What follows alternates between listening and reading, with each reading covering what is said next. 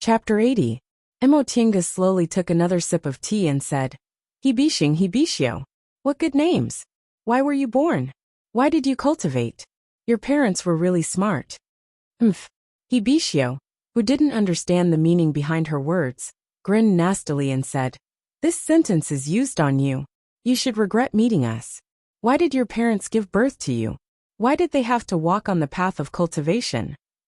Emotinga didn't move, but the corners of her mouth curled up behind the teacup. The three of them glanced at each other, then took out their spirit tools and pounced on her. At that moment, Emotinga stuck a talisman on her body. In the blink of an eye, she was behind the three of them. With a wave of her hand, numerous transparent flying needles shot out from between her fingers. The three of them were shocked and hastily dodged, but she was too fast. Each of them was more or less pierced by a few needles. Among them, Hibishing was the most miserable. His cultivation level was the weakest, so he realized it too late. The moment he turned around, the flying needles shot right at his chest. He simply didn't have enough time to react. These needles were as fine as cow hair. As soon as the three of them touched them, they immediately felt pain and itch where they were pierced. They turned pale with fright. Hibishing's vitals were pierced, so his body went limp and he fell to the ground. This opportunity couldn't be missed. Emotinga once again waved her hand, causing them to dodge in fear. However, this time, the flying needles flew in another direction. In an instant, several hidden formation discs and formation flags in the corners of the room were either destroyed or collapsed. Realizing they were tricked, the other two were flustered and exasperated. As soon as they regained their footing, they swung their spirit tools. Emotinga's figure was like a ghost. A sword suddenly appeared in her hand and blocked the attack. Soon after, she shook her arms and threw out both spirit tools. The two of them hastily tried to retrieve their spirit tools, but at that moment, she waved her hand again. The three of them couldn't clearly see what she threw out, but they saw thorns growing from the ground and surrounding them. In just a few breaths, the three of them were like fish on a chopping board. Emotinga clapped her hands and sat back in her original position. The three people in the room were entangled in the thorns, wailing incessantly. At that moment, the three of them finally felt afraid. The youth surnamed Huang and Hibishing saw that their opponent was terrifyingly fast, and their spirit tools were completely useless in front of her, making them break out in cold sweat.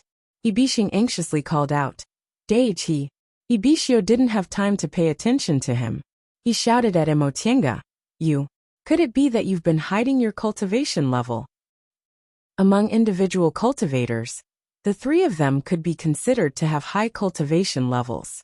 With the three of them working together, when had they ever been in such a difficult situation? Emotinga simply smiled and said coldly, Short-sighted. Why do you need to hide your cultivation? The strength of a battle of magical powers didn't just depend on one's cultivation level. These three people wanted to trick a newbie to rob them, but they didn't think about it. If they didn't have a clan, how could a cultivator, who had cultivated to the 10th layer of aura refining, still be a newbie? Emotinga had followed second uncle to wander around, so she'd seen fights of magical powers between foundation-building cultivators many times. She also experienced several life-threatening situations in Yunwu sect. People like them, who only dared to make a move after setting up a formation and using bewitching powder, had poor vigilance and slow reactions. They were much worse than the disciples of the three cultivation groups. How could they possibly be her match? Emotinga already felt strange being pestered by that youngster on the street. However, she'd experienced many fights now, so she was naturally more courageous. With just one look at his clumsy technique, she knew the other party was mediocre. In any case, since she was idle and bored, she might as well take a look. It would be best if nothing happened. But if the other party really had bad intentions, she'd just rob him instead. She just happened to need money for the pill recipe for the constitution-enhancing pill. So robbing was the fastest way to get it. However, she couldn't do this kind of thing. Now that someone was trying to deceive her, how could she just let him go? When she got closer, she discovered traces of a formation inside the room. She became even more certain that this was just a small scorching sun formation. So she didn't care about it at all. You, the youngster surnamed Huang said in astonishment. You obviously drank some tea, so how could? Mo Tiange raised the cup and took another sip. Are you talking about this bewitching powder? One refreshing pill is enough. The main ingredient of bewitching powder was the fragrant jade flower. In the secular world, she was easily knocked out by someone using the fragrant jade flower. Later on, she put in some effort, so how could she not recognize it? Only now did the three of them realize that someone was pretending to be a pig to eat a tiger. The youngster surnamed Huang looked at He Bisheng, who was lying on the ground, and cursed. It's all your fault. What kind of eyes do you have? This time, we're going to die because of you. He Bisheng was injured, so he couldn't speak properly. He anxiously said, How could you blame me? If I don't blame you, who should I blame? The man sneered. You're the one who brought them back. He Bisheng was so angry that his face turned red, but his injuries were the heaviest. He was so angry that he couldn't even speak. Seeing his brother like this, He Bisheng angrily said, Huang Weiren, normally, when my second brother brought people here, you always took advantage of them. You're blaming him for not doing his job, but why didn't you go yourself? Mo Tiange couldn't help but want to laugh when she heard this name. Huang Weiren. What a waste of a human. These three names really matched each other. Huang Weiren still grumbled to himself. How could I know he was stupid to this extent? Didn't you also not see it yourself? That's because I trusted him. Mo Tiange didn't know whether to laugh or cry. These three people must have problems with their brains. They were still quarreling at a time like this. This made her feel very unfulfilled. She knocked on the table and said, Are you guys done quarreling? The two of them immediately reacted and stopped quarreling. He Bisheng stared at He Bisheng, who was lying on the ground and couldn't move. He struggled for a while, then begged. Fellow Taoist Yi, Senior Yi, we had eyes but couldn't see that you were an expert. Please forgive us. Huang Weiren also said, Yes. It's all our fault for being blind. We actually couldn't see that you were an expert. Please be magnanimous and don't bother with us. Mo Tiange glanced at them, but didn't say anything. It was only when the three of them were scared that she finally said slowly, Let you guys go? All right, let's talk first. How many people have you deceived? How did you deceive them? The three of them were delighted. He Bisheng and Huang Weiren also stopped quarreling. They looked at each other and pushed each other back and forth. You tell me. I don't remember clearly. I don't know how to talk. The two of them pushed each other back and forth for a while. In the end, it was Huang Weiren who said, The three of us are individual cultivators living in the vicinity of Tiandao sect. We don't have any other skills and really can't afford to cultivate, so we thought of this method. There are a lot of foreign cultivators in Tiandao sect. Some of them admire the reputation of the #1 cultivation group in Kunwu, and some of them come to the market square to buy things. We thought that with so many foreign cultivators unattended, no one would find out if we deceived one or two of them. So we started this business without any capital. Your cultivation levels aren't low now, so you've been deceiving us for a long time? Didn't you run into any trouble with your meager tricks? Huang Weiren said. We did run into some trouble, but we've always been very careful. We didn't provoke people from Tiandao sect or people from cultivation clans. We only looked for some foreign individual cultivators. These people generally don't have much influence. There were a few powerful ones, but when we used formations and bewitching powder together, only a few of them could survive. This was reasonable. If she wasn't proficient in formations and couldn't recognize bewitching powder, she might have already fallen into their trap. With your clumsy deceit skills, some people actually fell for it. Upon hearing what Mo Tiange said, the three people present all had bitter expressions on their faces. He Bisheng said, We're also good at judging people. Some of the foreign cultivators came to Tiandao sect to exchange ideas with fellow Taoists, so we pretended to be Tiandao sect cultivators. Some of them came to buy things, so we pretended to have top-grade materials in our hands, but didn't know what they were. Oh! Wasn't this very stupid? Recently, because Tiandao sect was going to hold an Immortals Assembly, many cultivators came. Most of them were country bumpkins who'd never seen the world, so Mo Tiange understood what he meant. There were many cultivators who'd come, and there were also many who'd never seen the world, so it was naturally easy to deceive them. Furthermore, the Immortals' assembly was more chaotic than usual, so no one paid attention to it. Those guys were so pleased with themselves that they forgot themselves. Seeing that she was young and had a high cultivation level, they thought she was a country bumpkin, so they couldn't wait to take advantage of her. In that case, you must have robbed a lot of things during this time. Huang Weiren looked at her with fear. In fact, it wasn't much. Emotianga smiled. Not much. Then hand them all over. If you hand them over, I'll spare your lives. It's fine if you don't want to hand them over. After I kill you, I'll take my time searching. Seeing the three of them struggling, her somewhat gloomy mood instantly improved. Using other people's bad luck to comfort herself was indeed very effective. Big brother, He Bishing, who was lying on the ground, said with a sullen face. I don't want to die yet. He Bishio and Huang Weiren both had struggling expressions on their faces. The two of them communicated with their eyes. Upon seeing this, Emotianga chuckled softly and pressed her palm down. In an instant, all the flying needles flew back to her hand, including the ones on their bodies. He Bishio and Huang Weiren were in a better condition, but He Bishing had a lot of flying needles stuck in his body.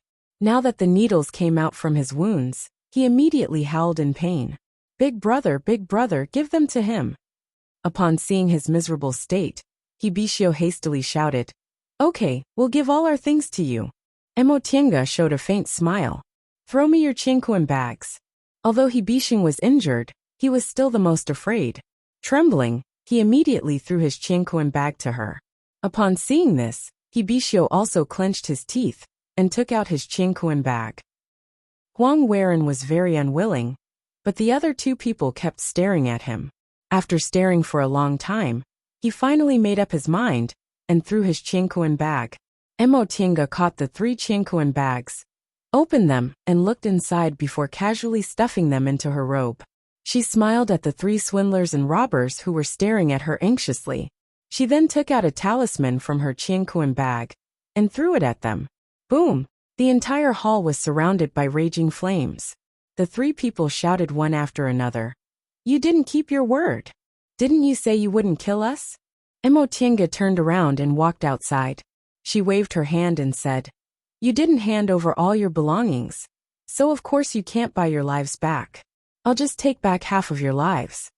After leaving the residence, she got her bearings and leisurely walked towards the street. These 3 people obviously didn't hand over all their belongings.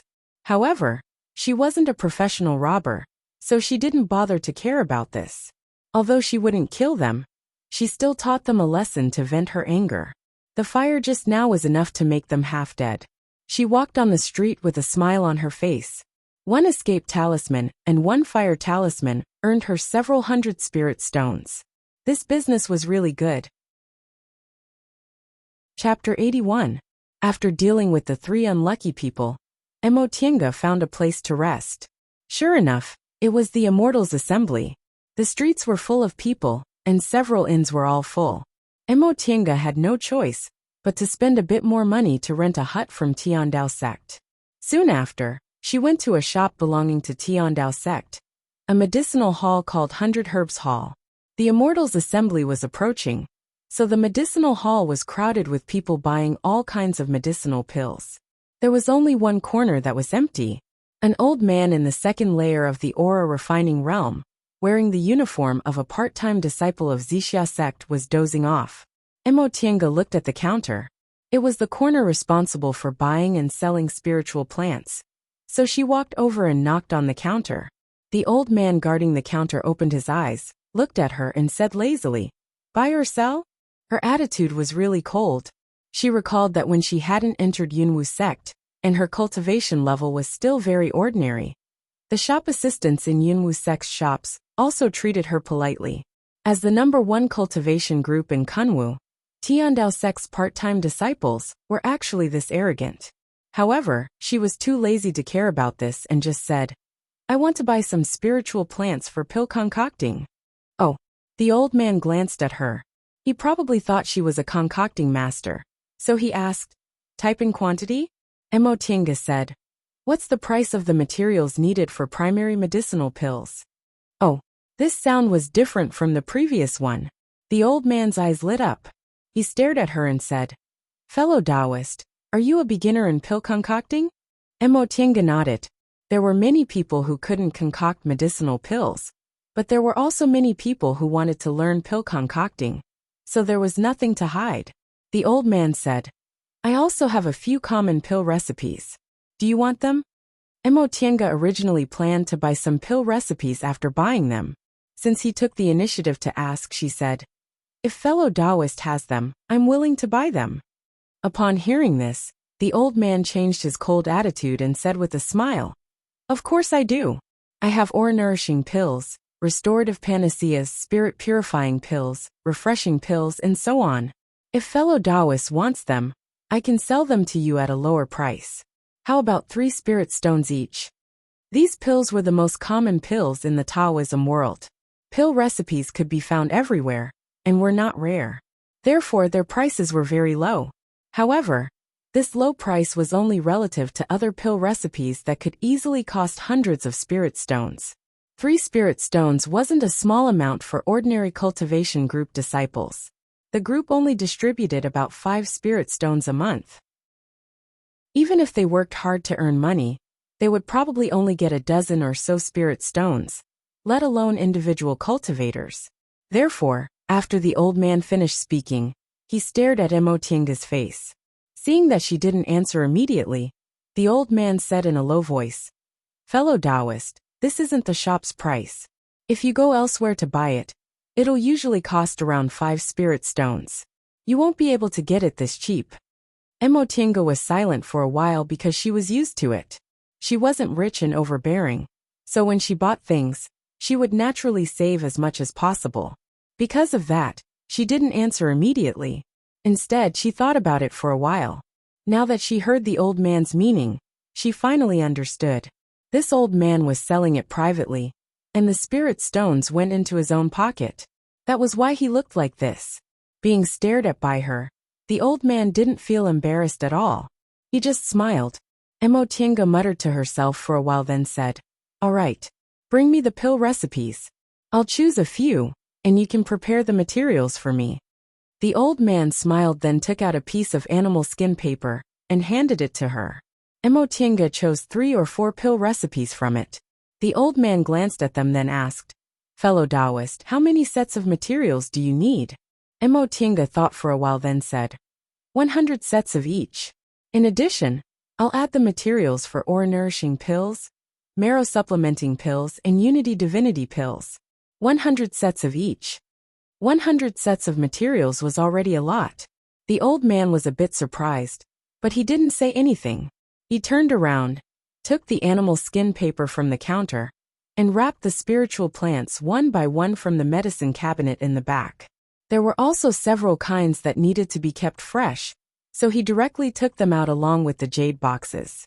"These are the materials for 100 sets of medicinal pill recipes. Please take care of them." The counter was full of materials, and there were several jade slips on top of the jade boxes. Emotinga checked them. After confirming that they were indeed pill recipes, she asked, "How many spirit stones do they cost?" The old man's eyes shone brightly as he looked around. When he saw that no one was paying attention to them, he said, "As for these materials, since you're buying so many, I'll give them a bit cheaper. 150 spirit stones. 3 sets of pill recipes cost 9 spirit stones, so the total is 159 spirit stones." Emotinga nodded. She took out spirit stones from her chinquan bag, counted them several times, and handed them over.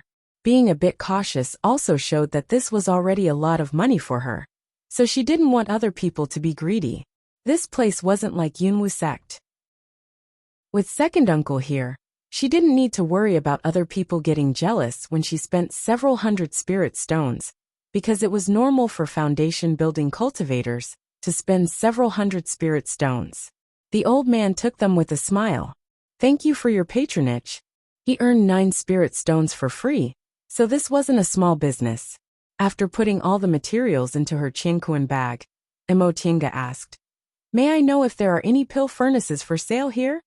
Upon hearing this question, the old man once again showed a sincere smile. Fellow Taoist, you're really asking the right question. I'll sell you some pill furnaces. Although they're not high-quality ones, they're enough for beginners. Of course, if you want to buy a high-grade pill furnace, please come to our Tiandao Sex Hall of 10,000 Tools. It's just next door. Mo Tiange said. I'm just a beginner, so I don't need a high-grade pill furnace. Let me see what kind of pill furnaces you have. The old man nodded repeatedly. He took several pill furnaces from under the counter and placed them on the counter. Please take a look.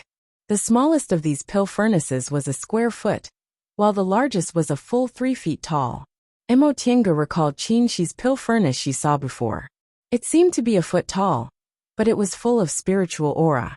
Presumably, its size shouldn't have anything to do with the finished product, so she randomly picked a small one. How many spirit stones? All of them have the same price, 15 spirit stones. Mo Tiange nodded. She counted out 15 spirit stones and put the pill furnace into her Qianquan bag. The two of them were very satisfied with the transaction. Mo Tiange left 100 Herbs Hall amidst the old man's welcome again. She didn't know why, but when she heard the old man's voice, she felt it was very similar to the courteous tone of a brothel keeper in the secular world when she saw off a guest. She couldn't help but get goosebumps. After returning to the small house she temporarily lived in, Mo Tiange laid a formation, then took out the pill furnaces she bought, cleaned them, and placed them in front of her. She then took out several books and started to read. Second uncle said that for generations, almost no one in Yi clan learned pill concocting. There were only a few concoctions masters, but that was a long time ago. Therefore, there weren't many materials on pill concocting. The few that remained were also lost when Yi clan moved out of Mount Qingmeng. Fortunately, several years ago in Miwu Valley, she obtained several books. One of them was about pill concocting. The other books were good, so this one shouldn't be bad either. Thus, she took it out and compared it. The most basic medicinal pills in the aura refining realm were aura nourishing pills, so she naturally had to start concocting them. First, she picked up all kinds of materials and reviewed the precautions, the real fire for pill concocting, and the use of various hand seals. Only after she confirmed that she understood everything did she put down the book. She sat cross-legged on the praying mat and condensed her aura in her dantian.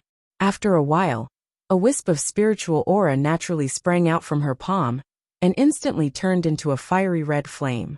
Mo Tiange smiled when she saw the flame in her palm. This was dantian fire. Even if she didn't have fire spiritual roots, she could still release it. However, the quality of fire spiritual roots would increase the power of dantian fire. Although her spiritual roots weren't good, it was in the sense of the number of spiritual roots she had. Second uncle had tested her before, and just by looking at the pros and cons of each spiritual root, they were all pretty good. That was why she was able to force out the dantian fire so easily. She guided the spiritual aura in her hand, and the dantian fire turned into a long line. It reached the bottom of the pill furnace and quickly covered it. Soon, the pill furnace was heated up. Her free hand flicked out a wisp of spiritual aura and opened the furnace lid.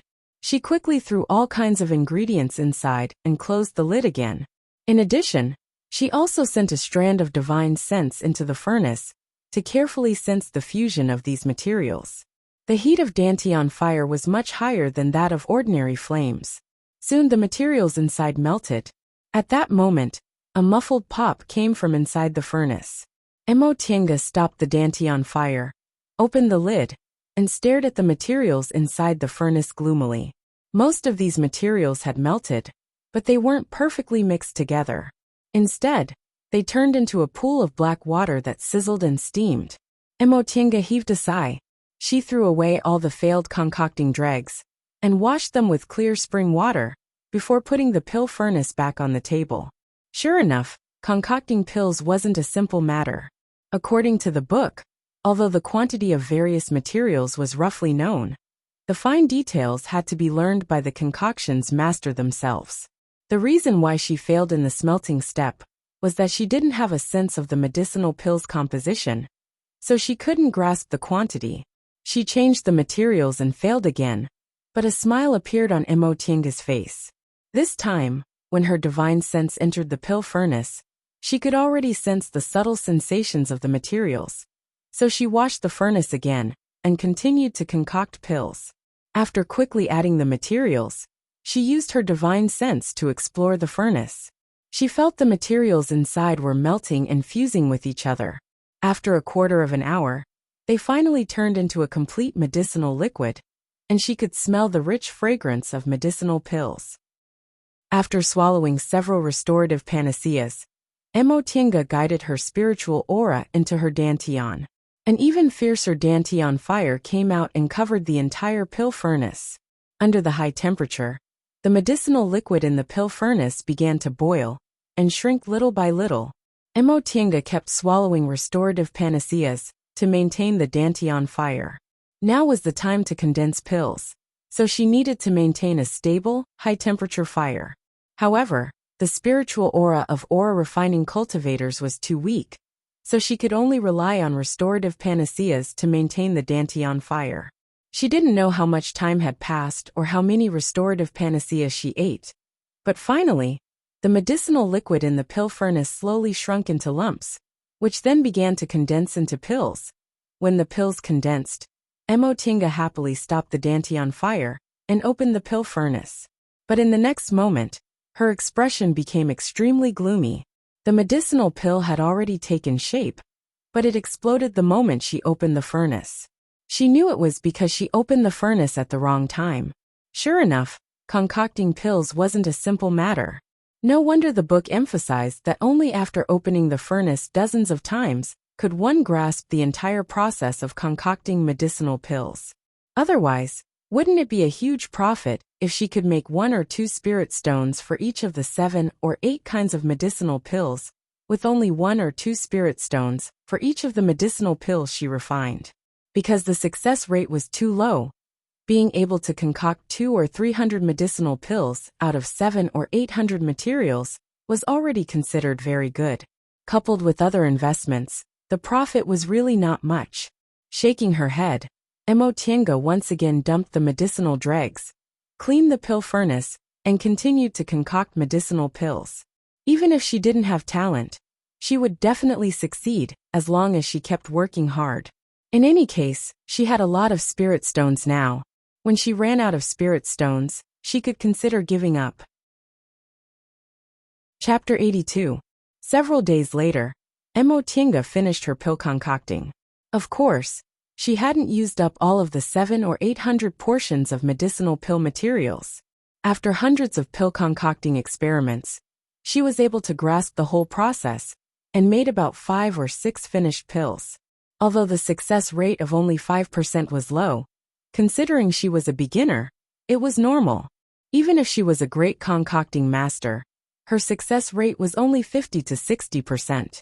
Ordinary concoctions masters could only achieve a success rate of 30%.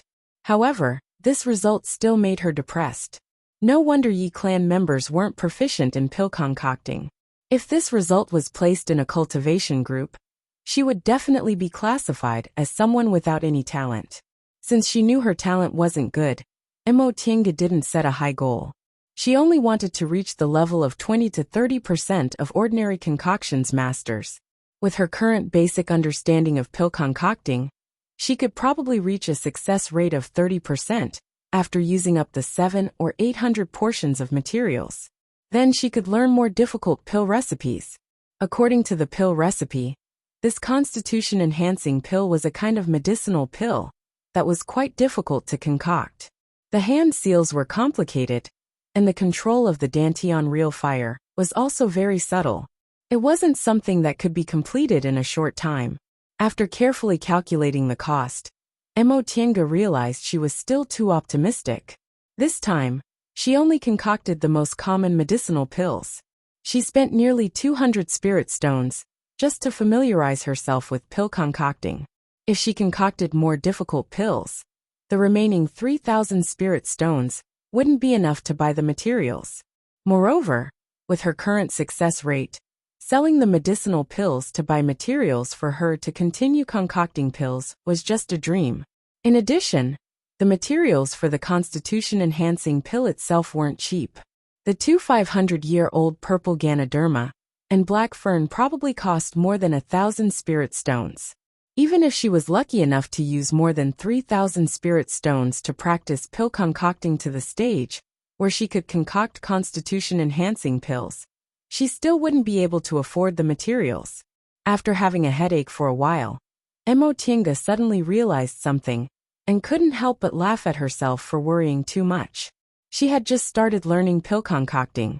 She didn't know how many years it would be before she could concoct constitution-enhancing pills.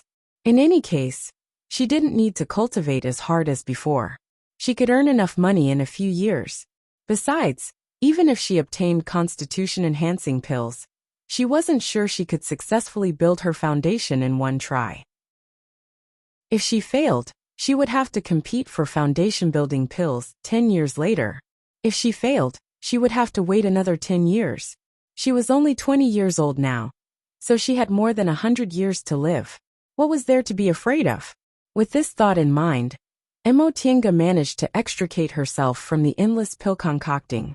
There was less than half a month before the Immortals' assembly of the Tiandao sect. There were more and more people at the foot of the mountain. Luckily, she had rented a house a few days ago. Otherwise, she would have to sleep outside. Emotinga strolled along the street, watching the crowds of cultivators coming and going. Now that she had reached the peak stage of the aura refining realm, she had hopes of entering the foundation building realm. And she also had a lot of money. Everything was going according to her wishes. The only exception was second uncle's imminent death. But this was something she had absolutely no ability to change. The lifespan of a cultivator was related to their cultivation and maintenance. The most important factor was one's cultivation level.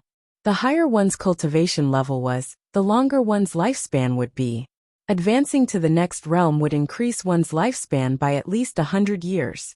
For example, the lifespan of an aura refining cultivator was between 100 to 200 years old. Cultivators below the fourth layer of the aura refining realm could only live up to what mortals call 100 years old.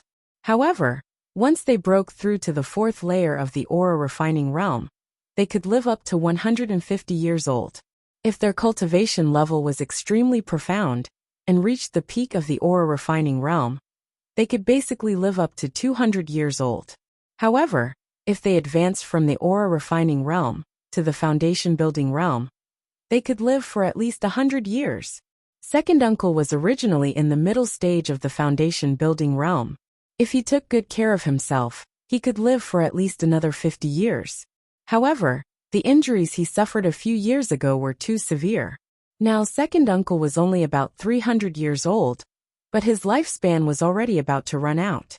Since he had no hope of advancing to the next realm, if she wanted second uncle to live, she had to take longevity pills. Each pill could increase his lifespan by 100 years. However, longevity pills hadn't appeared for several hundred years. Even if they did appear, countless nascent soul cultivators would fight for them. How could they have a chance? Emotinga smiled dejectedly, then followed the stream of people and walked up the mountain. They were just small cultivators. How could they have a share of those peerless spiritual pills? They could only accept this fate. Tiandao Sect's monastery was indeed worthy of its title as the #1 cultivation group in Kunwu. The entire monastery was carved from a huge piece of spirit jade. When the sunlight shone down, it reflected a 7-colored radiance. The light was flowing and overflowing, dazzling. There were also clouds floating and moving around the monastery, giving people a feeling that they were in a fairyland. Emotinga couldn't help but sigh.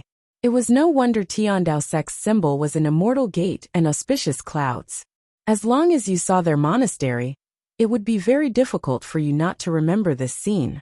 Since she wasn't a disciple of Tiandao Sect, and the Immortals' assembly hadn't started yet, she naturally couldn't enter the monastery. Like all the other tourists, Emotinga took a turn, then went back down the mountain. She didn't envy Tiandao Sect at all. Even if Yunwu Sect was much worse than Tiandao Sect, a cultivation group was still the same thing. It was just that Tiandao Sect's treatment was slightly better. Of course, she didn't ignore cultivation groups. Although she had long planned to leave Yunwu Sect, Her ultimate goal was only to get rid of all this trouble.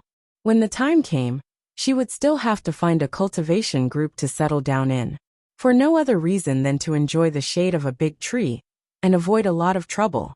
After returning to the town at the foot of the mountain, Emotienga remembered that she no longer had any restorative panaceas, so she casually entered Hundred Herbs Hall.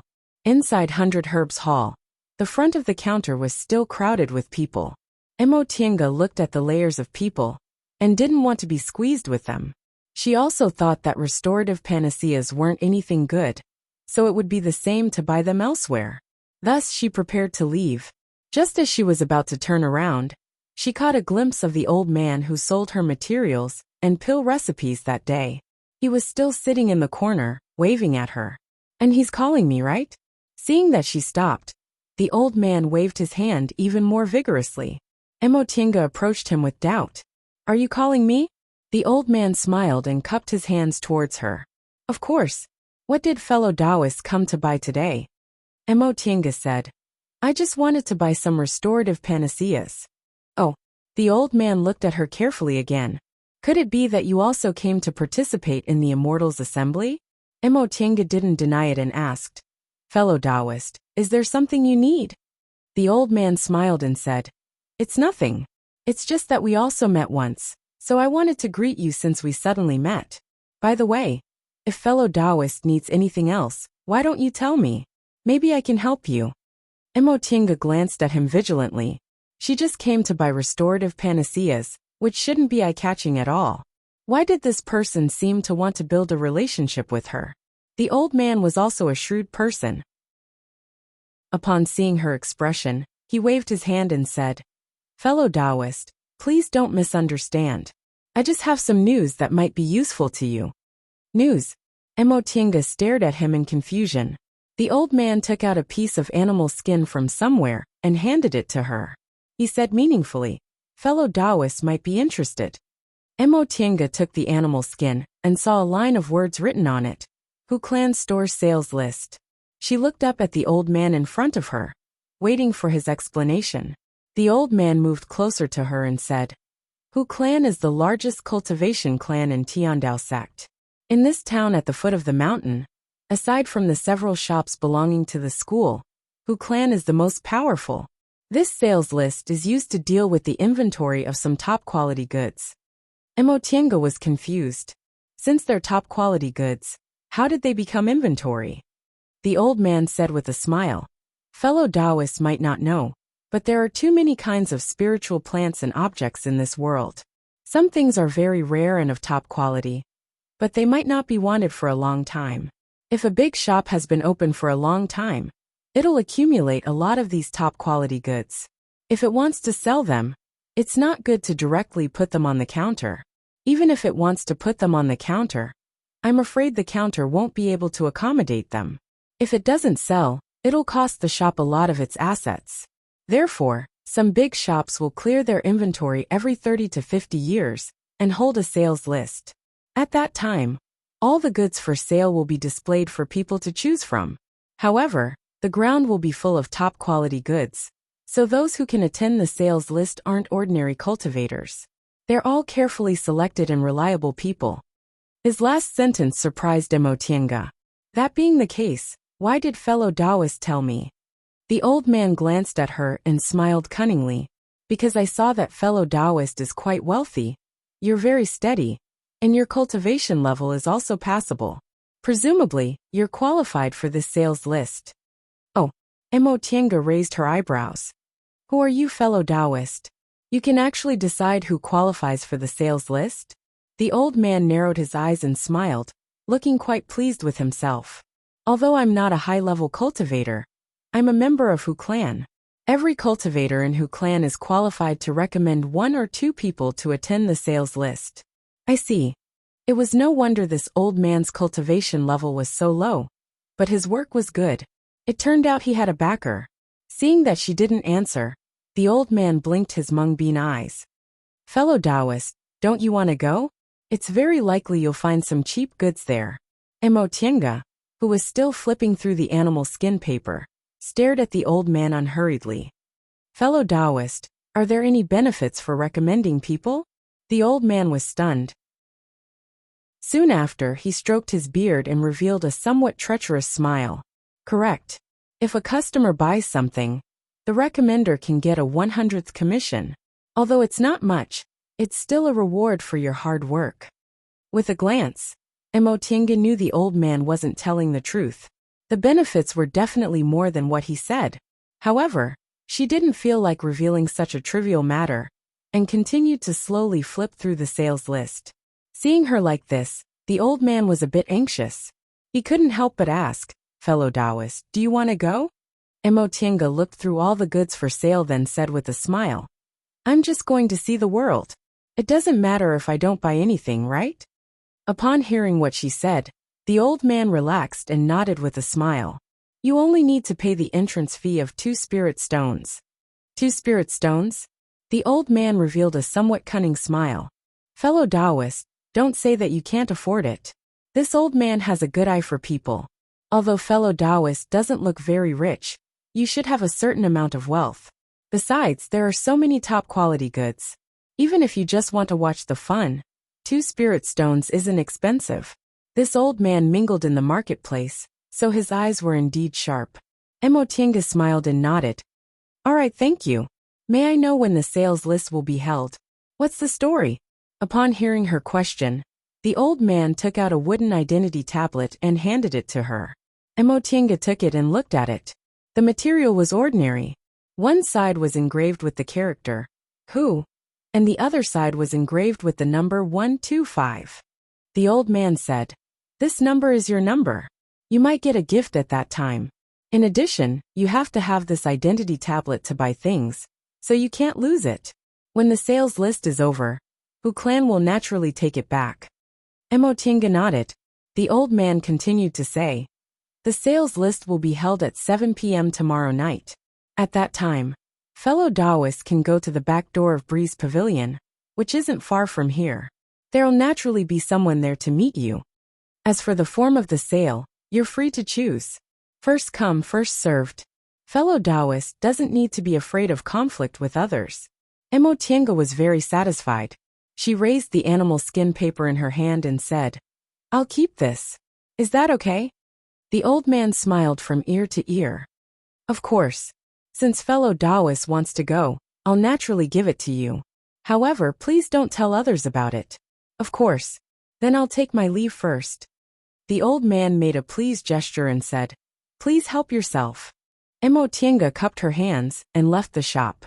On the way, she lifted the paper in her hand and smiled. Among the goods on the list, there happened to be an item with the words "several hundred years old purple Ganoderma" written on it. Chapter 83. "Young master, please come inside." Emotinga followed a female cultivator in the first layer of the aura refining realm. They passed through layers of curtains, bypassed one passageway after another, and finally arrived at a hall. This hall was naturally much smaller than the hall of the Market Square Dao conference a few days ago, but it was gorgeous and extravagant. It was really amazing. The floor was paved with jade bricks. The walls were painted with gold powder. Tables and chairs made of 100-year-old spiritual wood were placed in the hall, and even the teapot on the table was made of extraordinary jade. There were also gems inlaid everywhere. Even though secular jewelry wasn't worth mentioning to cultivators, it definitely cost a lot to decorate such a hall. Moreover, most of them carried spiritual aura, so they obviously weren't ordinary objects. This Hu clan was indeed worthy of being the number 1 clan in the number 1 sect. It was so rich and overbearing. Emotinga stood at the entrance, dazzled by these furnishings. They were really too gorgeous. "Young master, please record your identity tablet." A voice came from beside her. Emotinga turned around and saw a low-level female cultivator standing respectfully on the side. She realized she had lost her composure. Fortunately, this female cultivator didn't show any mocking expression, as if this was a common occurrence. Most cultivators didn't like jewelry, so such a gorgeous scene was very rare. Emotinga handed over her identity tablet. The female cultivator took it, wrote down her number, then returned it to her and said with a smile, "Young master, please help yourself." If you like anything, just bring it to the back and pay for it. If you don't understand, you can also ask a maid to introduce you. Emotinga frowned slightly but didn't say anything. She just nodded and walked into the hall. She noticed that this female cultivator was the same as the female cultivator who let her in. She didn't call her fellow Taoist but young master, and her attitude was very respectful. Obviously, she was a maid, not a cultivator.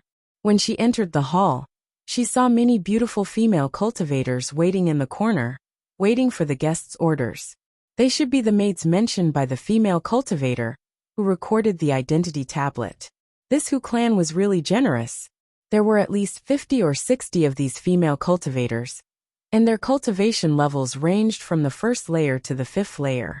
All of them were beautiful, polite, gentle and submissive. They were actually using their beauty to please the guests. Emotinga felt very uncomfortable when she saw some guests strolling around with so-called maids, teasing them, especially when she thought about how the number 1 clan of the number 1 sect actually used such methods to entertain guests. It caused her to instantly lose a good impression of the Hu clan. However, it didn't matter whether she had a good impression of him or not. She was here to buy things, not to make friends. Once she got what she wanted, it didn't matter. Looking around, although this underground hall couldn't be compared to the main hall of the market, it wasn't small either. Currently, the hall was filled with over 100 tables, but it still gave off a feeling of spaciousness. These tables were densely packed with all kinds of objects. Most of them were materials, but there were very few spirit tools and elixirs. This was normal, as there was never a lack of people wanting spirit tools and pills. Only materials that were hard to identify, or had relatively few uses, would become a backlog of goods. It was likely that the spirit tools and pills displayed here were just for show by the Hu clan. At this time, there weren't many guests. Most of them were cultivators in the 8th layer of the aura refining realm or above. A small portion of them were foundation building cultivators. There weren't any core formation cultivators. Thinking about it, it made sense. Although this market was selling so-called top-grade items, what cultivators in the core formation realm or above wanted were all natural treasures. How could ordinary top-grade items satisfy them? These cultivators surrounded the tables filled with objects and gossiped about them. Emotinga glanced at them, but her line of sight was blocked, so she walked to the wall and asked the female cultivator standing there, "Excuse me, may I ask where the spiritual plants are?" Upon hearing her question, the maid respectfully bowed, then raised her head and said, "I'll take young master there." "No need." Emotinga immediately refused. Being served like a young master by a female cultivator was something she couldn't accept. But as soon as she spoke, she realized her tone was stiff, so she added, "I just want to stroll around slowly. I'll go by myself." The female cultivator didn't say anything. She just pointed at something and said in a soft voice, "It's over there." Following the direction, Emotinga saw the target. She nodded and said, "Thank you." The female cultivator bowed again. "Please help yourself. If you need anything, please call us." Although her attitude was good, Emotinga felt more and more uncomfortable. She already knew that female cultivators generally had low cultivation levels, so their status wasn't high. However, she still couldn't accept that female cultivators were obviously using their looks to serve people. But how could she say anything about other people's behavior? What the eye doesn't see, the heart doesn't grieve over. There were a lot of customers at the spiritual plants tables. Emotinga was a bit anxious, so she walked directly towards the spiritual plants. She secretly prayed that the purple Ganoderma hadn't been bought yet. In addition, the purple Ganoderma had to be more than 500 years old. Otherwise, she'd rejoice in vain. Spiritual plants were naturally one of the most popular items. Right now, most people were walking around the tables with spiritual plants. As soon as Emotinga approached, she saw 5 or 6 people surrounding a table. One of them commented, "Although this 1,000-year-old ginseng is used as medicine in the secular world, its advantage is that it's old. Once it's over 1,000 years old, even an ordinary herb will become a spiritual plant. Besides, since ancient times, ginseng has cultivated into a human. Once it's over 1,000 years old, It's completely comparable to spiritual plants.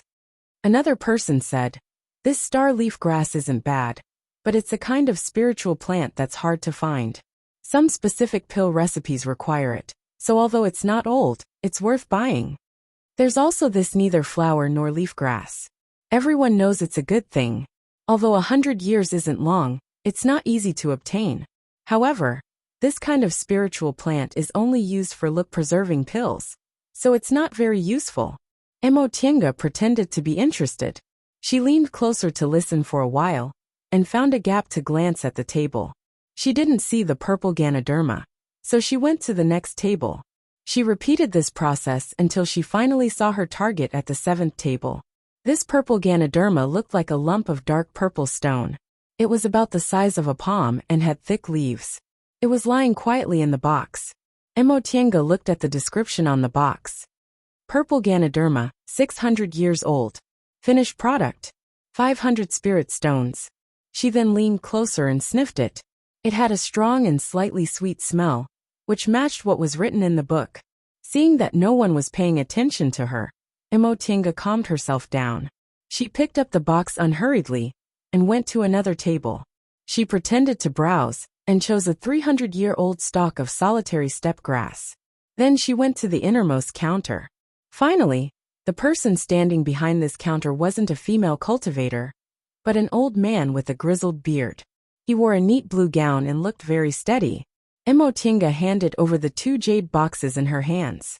The cultivator took them and opened them.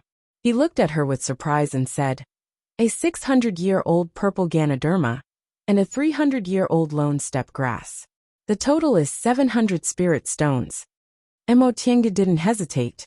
She paid the spirit stones, then took the 2 jade boxes and stuffed them into her Qingquan bag. The reason why she paid so readily was because everyone here was relatively rich.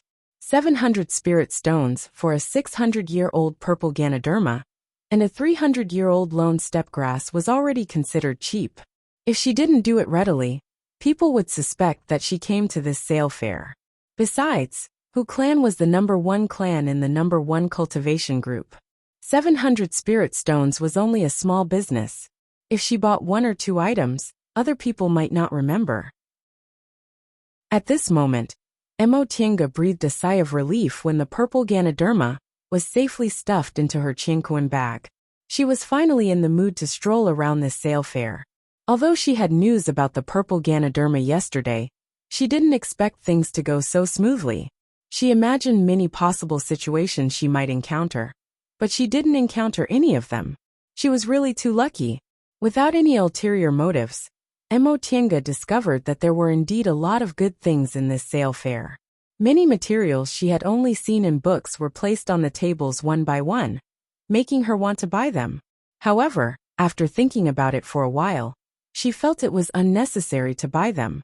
What was the point of buying things with special purposes if they weren't used to concoct special medicinal pills or spirit tools? If they weren't useful, no matter how good they were, they would still be wasted. However, there were occasionally some lucky people who suddenly saw the materials they wanted to buy.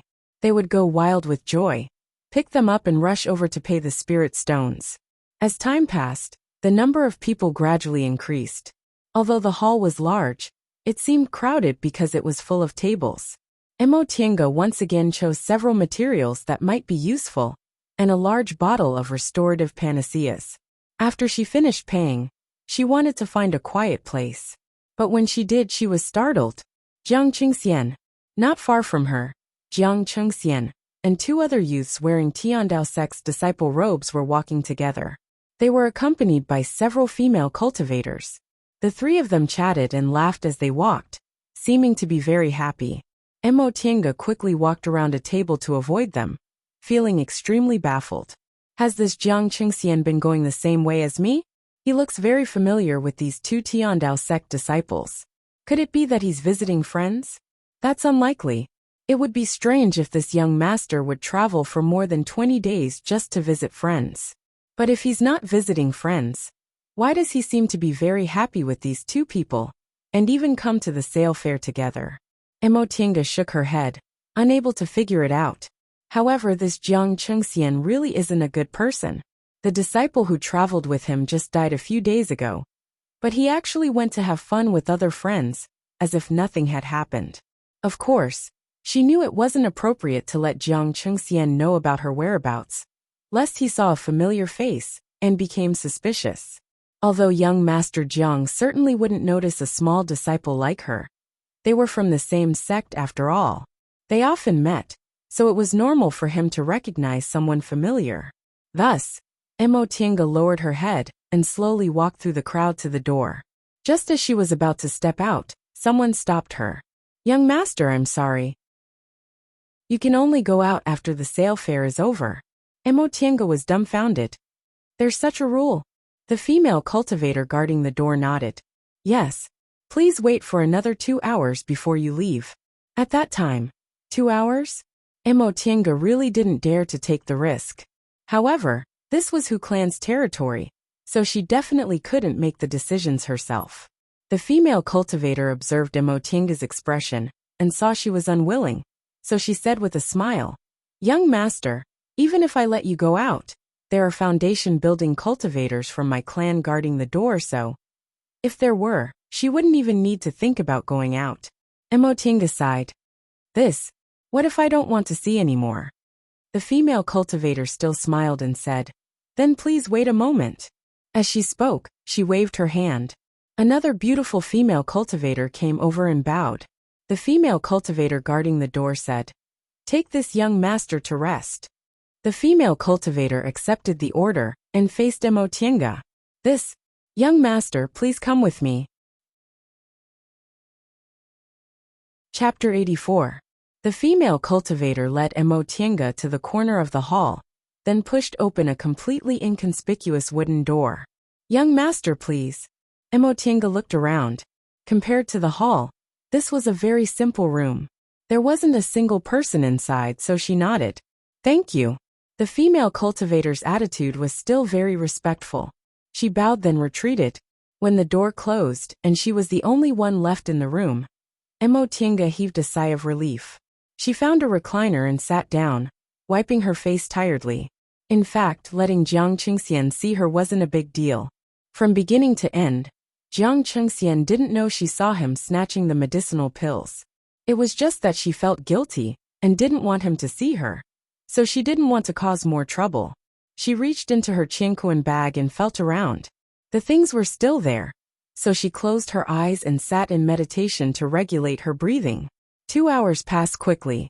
When she opened her eyes, the female cultivator who brought her here had already opened the door and said respectfully, "Young master, the sales fair is over. You can leave now." Mo Tiange answered, "I know. I'll wait until the crowd disperses a little before I go out."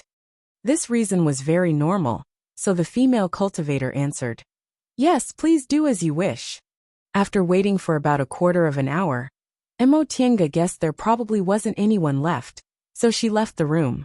Sure enough, the only people left in the hall were those female cultivators, who were packing up under the direction of several stewards. She glanced around but didn't see Jiang Chengxian, so she swaggered out of Hu Clan's Cool Breeze Pavilion and quietly returned to the small room she rented. Today's matter made her realize the importance of illusory techniques. If it weren't for the fact that her illusory techniques were too weak, she wouldn't have had to hide. However, thinking about today's harvest, Mo Tiange still couldn't hide her excitement. Purple Ganoderma wasn't easy to find, but green ferns were common. When she returned, she just needed to ask the sect to buy them. She should be able to get them very soon. After lying down for a while in a good mood, Mo Tiange suddenly felt a sharp pain in her heart. She frowned and thought for a moment, but her face suddenly turned pale with fright. She took out second uncle's natal spirit tablet, which she kept close to her body. Sure enough, the dark red color of the jade tablet faded a little and turned into a pink color. Second uncle. It's second uncle, with a pale face. Mo Tiange jumped up and put her things away. Without stopping, she opened the door and rushed out of the town. The natal spirit tablet's change in color meant that second uncle's injuries were acting up. Second uncle was indeed comforting her. His situation was clearly not good, but he wanted her to come out and travel. In the end, Not even 2 months had passed and, even if she rushed back now, it would take at least 10 days. She did not know if second uncle could hold on. Burning with anxiety, Emotienga rushed towards Mount Yunwu with all her might. She didn't stop to rest at all. Even when she ran out of spiritual aura, she didn't stop. Instead, she ate restorative panaceas. From time to time, he would pay attention to the natal spirit tablet. Fortunately, it did not fade again. 10 days later, Emotienga ran into second uncle's small courtyard. Second uncle, there was no sound in the room. Emotienga rushed forward, but her face immediately turned deathly pale. Second uncle lay on the bed motionless. She hurried over and felt his pulse. He was still breathing, but his spiritual energy seemed to be very chaotic. She let out a sigh of relief and fed the small revitalizing pill to second uncle. She didn't know how long she had been waiting anxiously. Perhaps it was only a short while, or perhaps it was a very long time. Finally, she heard second uncle's weak voice. "Second uncle," she shouted. Yi Jiang opened his eyes and forced a smile. With great difficulty, he managed to squeeze out 2 words. "Medicinal pills." Emotienga hastily took out all the small revitalizing pills from her Qianquan bag. "Second uncle, is this it?" Yi Jiang nodded. After she fed him all the pills, he sat up and adjusted his breathing with her help. This time, however, it took him a whole day. Day after day, day after day. Finally, second uncle's complexion slowly improved, and he opened his eyes. Seeing that second uncle was no longer in danger, Emotienga's nerves, which had been tense for the whole day, slightly relaxed. However, she was still a bit nervous. "Second uncle, what happened to you?" Yi Jiang shook his head. "I'm fine." Seeing that his complexion was still ashen, Emotienga was a bit anxious. "You're already like this and you're still fine? Second uncle, tell me honestly, what happened in the end?" Yi Jiang smiled at her to appease her. "I'm really fine." Second uncle forgot and finished all the small revitalizing pills. "As a result, my injuries relapsed. I didn't have any medicine with me, so I couldn't hold on and had an accident." After he finished speaking, he looked at her with concern. "Xiaotian, did you rush back because of me?" It's all second uncle's fault for being careless and implicating you." Emotienga hastily shook her head. "It's okay. I found something outside that'll be very helpful to me in building my foundation, so I was just about to come back." "Second uncle, are you really okay?" "I said I'm fine, so I'm fine. Don't worry about me." "What did you find?" Emotienga carefully examined second uncle. Although his breathing was weak, it was much more stable than before, so she reluctantly believed him. She then took out the pill recipe for constitution-enhancing pills and said with a smile, "Second uncle, look." Yi Jiang took the pill recipe with a skeptical look on his face. After he probed it with his divine sense, his expression suddenly became solemn. After a long time, he finally exhaled and said, "So it's constitution-enhancing pills. Where did you get them?" Emotienga was surprised. "Second uncle, you know about them?" A nostalgic expression appeared on Yi Jiang's face. 200 years ago, this constitution-enhancing pill set off a reign of terror. There's no cultivator over 200 years old who doesn't know about them. A reign of terror. Yi Jiang slowly nodded. He seemed to be recalling something. At that time, second uncle was still an aura-refining cultivator. Your father was still in the middle stage of the foundation-building realm, and there was also a core formation ancestor in our family who hadn't passed away yet. This constitution-enhancing pill appeared in an ancient place, but it set off a storm that affected most nascent soul and core formation cultivators in the celestial pole. At first, it was discovered by core formation cultivators, so they fought over it incessantly. Later on, many nascent soul cultivators also fought over it. Our core formation ancestor was injured and died early because of this. But in the end, the pill recipe was lost. We don't know who got it. Where did you get it? Emotienga said. It was an individual aura refining cultivator. I also happened to meet him by accident. She then recounted what happened that night. After she finished, Yi Jiang remained silent for a long time. He thought for a long time, but still couldn't figure it out. He finally said, "Maybe this person is just lucky. This is also a kind of fated chance." After he finished speaking, he looked at Emotienga and said with a smile, "Little Tion, this thing's value is hard to estimate. It seems the heavens are helping you." Emotienga was also very happy to see second uncle so happy. "Also, I happened to buy a 600-year-old purple Ganoderma at the auction. I'm really lucky." "Oh, that's rare. 600-year-old purple Ganoderma is very rare." "Yes, if it wasn't a coincidence. I don't know how long it would have taken me to buy it." "Right, second uncle. I've been thinking about it, and I think it's better for me to learn how to concoct pills by myself. What do you think?" Yi Jiang nodded slightly. "Of course." He then praised her. "You're becoming more and more steady in your actions." Second uncle is relieved. "But it seems I really don't have any talent in concocting pills. I've refined more than 100 sets of materials for low-level medicinal pills, but only 6 pills were successfully concocted." Yi Jiang couldn't help but laugh. "This is normal. You don't have to look down on yourself. Most concoctions masters are like this at the beginning. Talented people are always in the minority, but only those who persevere are masters. Take your time. You're still young. You have more than 100 years to squander." "I understand, second uncle." After hesitating for a moment, Emotienga asked again, "Second uncle, your injuries?" Seeing that he couldn't hide it from her, Yi Jiang finally sighed and said, "All right, second uncle will tell you the truth. My condition is indeed not good. Before you came back, second uncle was unconscious for too long, so my injuries were even more serious. Since you've come back, you should accompany second uncle in these last moments." Chapter 85. While making tea, Emotienga leaned against the table in a daze. When she came back that day, the meaning of second uncle's words was already very clear. These days, she was absent-minded and kept thinking about this matter. That day, second uncle had said that she still had 100 years to squander. Second uncle, who had always been forcing her to cultivate, had actually said those words to her.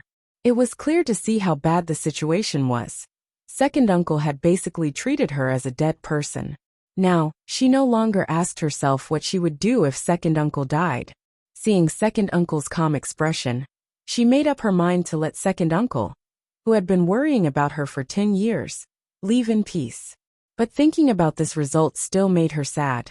The tea leaves in the pot unfolded, and the tea gradually turned light green. Emotienga calmed herself down, poured a cup of tea, and handed it to second uncle. "Second uncle, drink some tea." She added some mind-calming spiritual herbs to the tea, hoping second uncle would feel better after drinking it. Yi Jiang was even older now. In fact, even if a cultivator's lifespan was nearing its end, they would still be able to maintain their youthful appearance. They would not wither like mortals. The reason why he was like this was because he was injured. After drinking the tea, he seemed to be a little more spirited and asked, "Xiaotian, last time, you said the spiritual aura in your body changed?" Emotienga nodded. "Yes, it became very strange.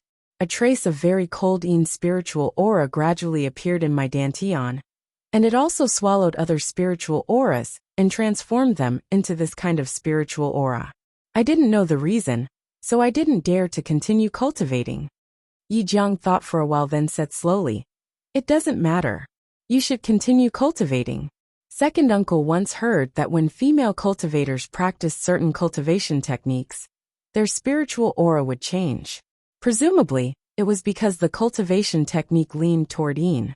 Your situation should be because of the special nature of the cultivation technique you practice. In the past, your cultivation level wasn't high enough, so you couldn't transform it into pure yin spiritual aura. Now that you've reached the peak stage of the aura refining realm, and your cultivation level is gradually increasing, the spiritual aura in your body changed. This change must be the preparation your dantian made for building your foundation. Since that's the case, you should continue cultivating and wait until your spiritual aura completely changes before building your foundation. This answer made Emotienga happy. Does that mean I'll have a better chance of building my foundation? Yi Jiang nodded. That should be the case. He thought for a while, then said, "Otherwise, you should go back to the sect." Of course, don't ask anyone. Just go to the sect's ancient records collection to check. Okay, got it. How about you go now? Second uncle isn't feeling unwell right now. Go. Or else you won't be able to get away. Emotienga understood the meaning behind his words. Second uncle was worried that her injuries would worsen, so he didn't dare to refuse. She said, all right. Second uncle, be careful. Half an hour later, Emotienga returned to Yunwu sect. First, he went to the steward's hall to inform them that he had returned. Then he returned to his residence. Everything was the same as before she left. Jiang Shangheng was cultivating in his room, while Qin Shi and Louis Dao were still in closed-door meditation, and Louis Dao had reportedly entered his closed-door meditation immortal's cave. Oh, there's one more thing. Senior Martial Brother Zhou has succeeded in building his foundation, and has become Martial Uncle Zhou. Emotienga was very happy for him upon hearing this news. Although Martial Uncle Zhou was cold at the beginning, he was actually a good person. If the disciples living in this courtyard had any questions, he would answer them with all his heart. Moreover, it was thanks to Martial Uncle Zhou's care that she could live so comfortably here. During the 2 years she was in closed-door meditation, she didn't do anything, and it was Martial Uncle Zhou who deliberately put in a good word for her in the steward's hall. Because of this, Emotienga pondered whether she should congratulate Martial Uncle Zhou or not. In the end, she decided to ask someone to deliver a message and prepare to go after the matter was settled. After all, Martial Uncle Zhou lived in the North Peak now, so it wasn't convenient for her to go there. Just as she was about to go to 10,000 Laws Pavilion, a voice came from outside. Junior Martial Brother Yi. Is Junior Martial Brother Yi Xiaotian in? Emotienga opened the door to her room and saw a male disciple she didn't know standing outside the small hall. Senior Martial Brother, what's the matter? Upon seeing her, the man smiled and said, You're Junior Martial Brother Yi? Emotienga nodded. Yes. The man sized her up from head to toe. His gaze made her feel very uncomfortable. Then he said, It was Martial Uncle Zhou who told me to come. He heard you came back, so he wanted to see you. Oh, Emotienga said. I just asked the Senior Martial Brother from the North Peak to deliver a message, and he arrived already. The man was stunned. I don't know. It's just that Martial Uncle Zhou told me to deliver a message. I see. Thank you, Senior Martial Brother. I'll go now. The man said, I'll take you there. Presumably, you also don't know where Martial Uncle Zhou is. This man was really kind, so Emotienga said, Thank you, Senior Martial Brother. You're welcome. Let's go. After leaving her room, Emotienga asked, May I know Senior Martial Brother's surname? The man left in a hurry and answered without looking back. My surname is Wu. Oh, so it's Senior Martial Brother Wu. Senior Martial Brother, are you an elite disciple of the North Peak? This question made Senior Martial Brother Wu proud for a moment. His footsteps also slowed down a bit. Yes, my master's name is Qingyu. You should know him. Ah, so you're Martial Uncle Qingyu's brilliant disciple. It's an honor to meet you. Emotienga politely greeted him. This Senior Martial Brother Wu immediately raised his chin proudly, causing her to snicker. In fact, the reason she said it was an honor to meet him was because since the Senior Martial Brother Wu was a foundation-building Martial Uncle's disciple, he should be an elite disciple with a profound cultivation level. However, he looked like he was in his 30s, yet his cultivation level was only in the 7th layer of the aura refining realm. Nevertheless, it wasn't strange. This Senior Martial Brother Wu only had a cultivation level in the 7th layer, but he still called her Junior Martial Brother. Obviously, he had something to rely on. Of course, she wouldn't say this out loud. Judging from this Senior Martial Brother Wu's reaction just now, he was someone who cared a lot about his reputation. If she said something to him, and it reached his ears, he would definitely turn hostile immediately. After walking for a while, Emotienga asked curiously, Senior Martial Brother Wu, which road is this? Does it lead to Tongbei Peak? This Senior Martial Brother Wu walked very fast without looking back. Martial Uncle Zhou just came to the South Peak to take care of business. Quickly follow me. Emotienga frowned and followed him for a while. Seeing that the road was becoming more and more desolate, She immediately stopped and said, "Senior Marshal Brother Wu." Senior Marshal Brother Wu didn't answer her. After walking a few steps and realizing that she wasn't following him, he finally turned his head and said unhappily, "What are you doing?" Mo Tiange swept her gaze over her surroundings and stared at him vigilantly. "Where in the world does Senior Marshal Brother Wu want to take me?" Upon hearing her question, Senior Marshal Brother Wu's eyes suddenly flickered. He stammered, "In nothing." Judging from his expression, it would be strange if Mo Tiange believed him. She immediately took out her spirit tool to be on guard and said coldly, "Senior Marshal Brother Wu, do you think I'm a fool? If we go down this road, we'll reach a cliff at the end. Do you think Marshal Uncle Zhou will meet me at the cliff?"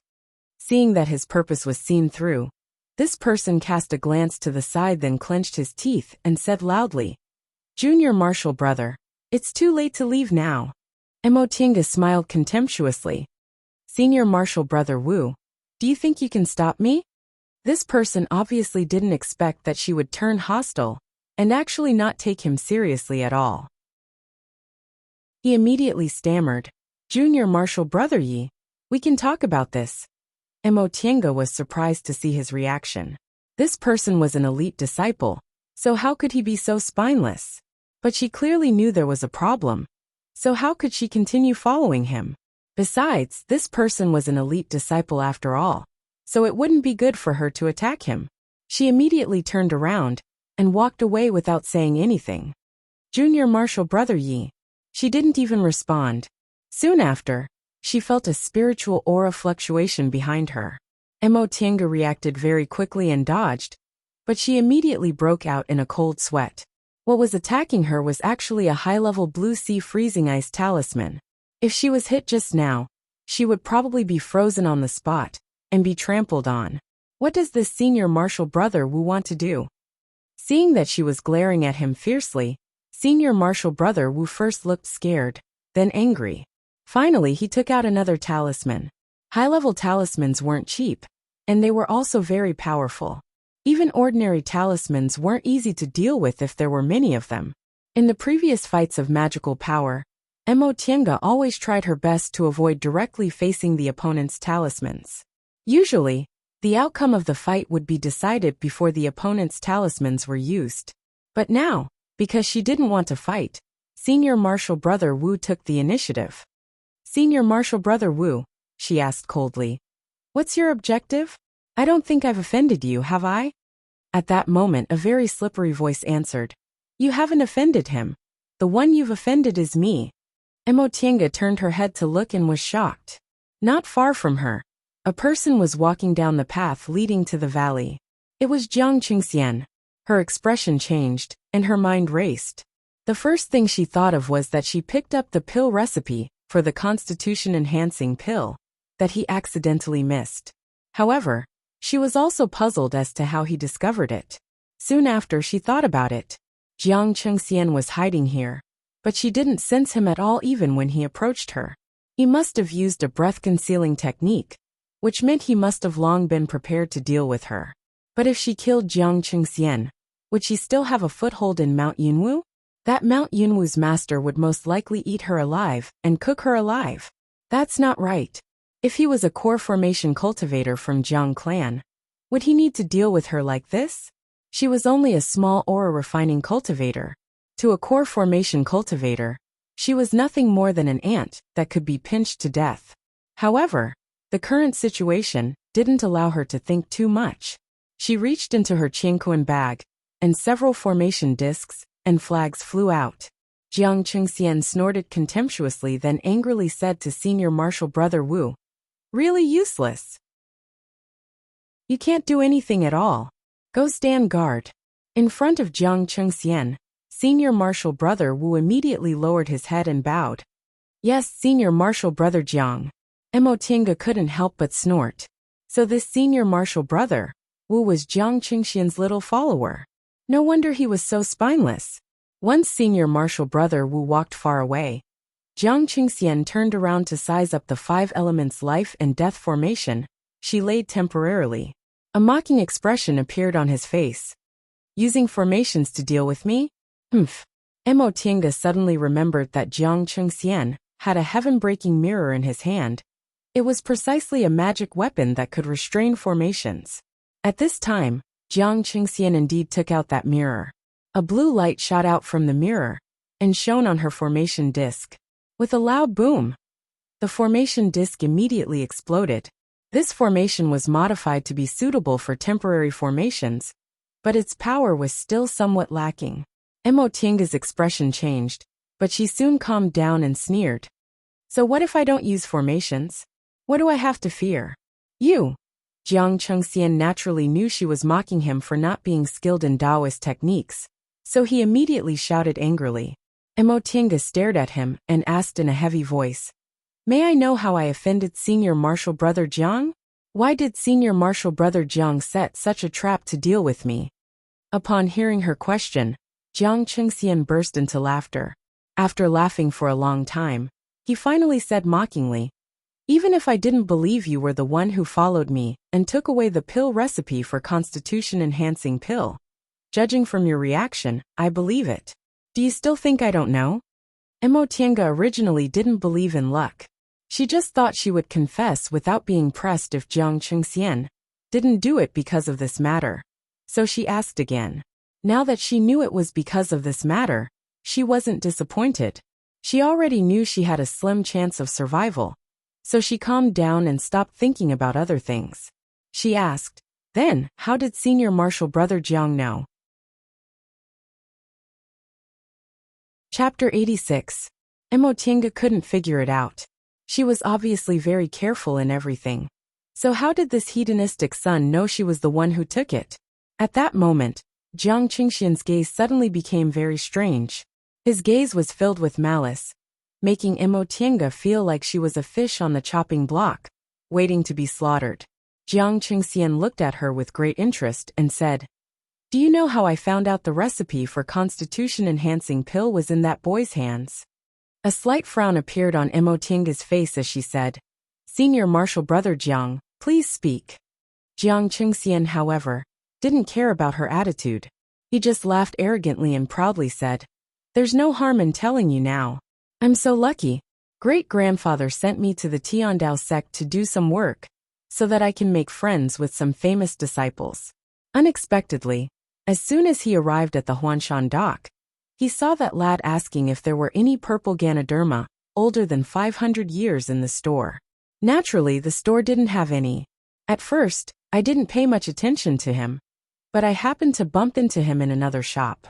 He was selling constitution-enhancing pills. That store owner is ignorant and doesn't know what it is, but I know what the constitution-enhancing pill is. Then, I asked Junior Brother Chun to pretend to have a conflict with him, to probe his background and figure out if there was an expert behind him. So that was how it was. Presumably, this individual cultivator hadn't heard about the commotion caused by the constitution-enhancing pill, so he'd used the constitution-enhancing pill to exchange for spirit stones to buy materials. As a result, he'd attracted a disaster and lost his life. That's right, purple Ganoderma. She could more or less guess how she was discovered. At the Tiandao Sexhu clan, did you arrive at the auction early and saw me buying the purple Ganoderma? Jiang Chengxian burst into laughter. You don't know, do you? When I came to the Tiandao sect, I went to the Hu clan to handle some matters. I also became friends with the Hu clan, so I was already in the room next to the counter. I heard that someone was buying a purple Ganoderma, so I went to take a look out of curiosity. I didn't expect to see you again. The more I looked at you, the more familiar you seemed. Later, I finally remembered that you were also a disciple of Yunwu sect.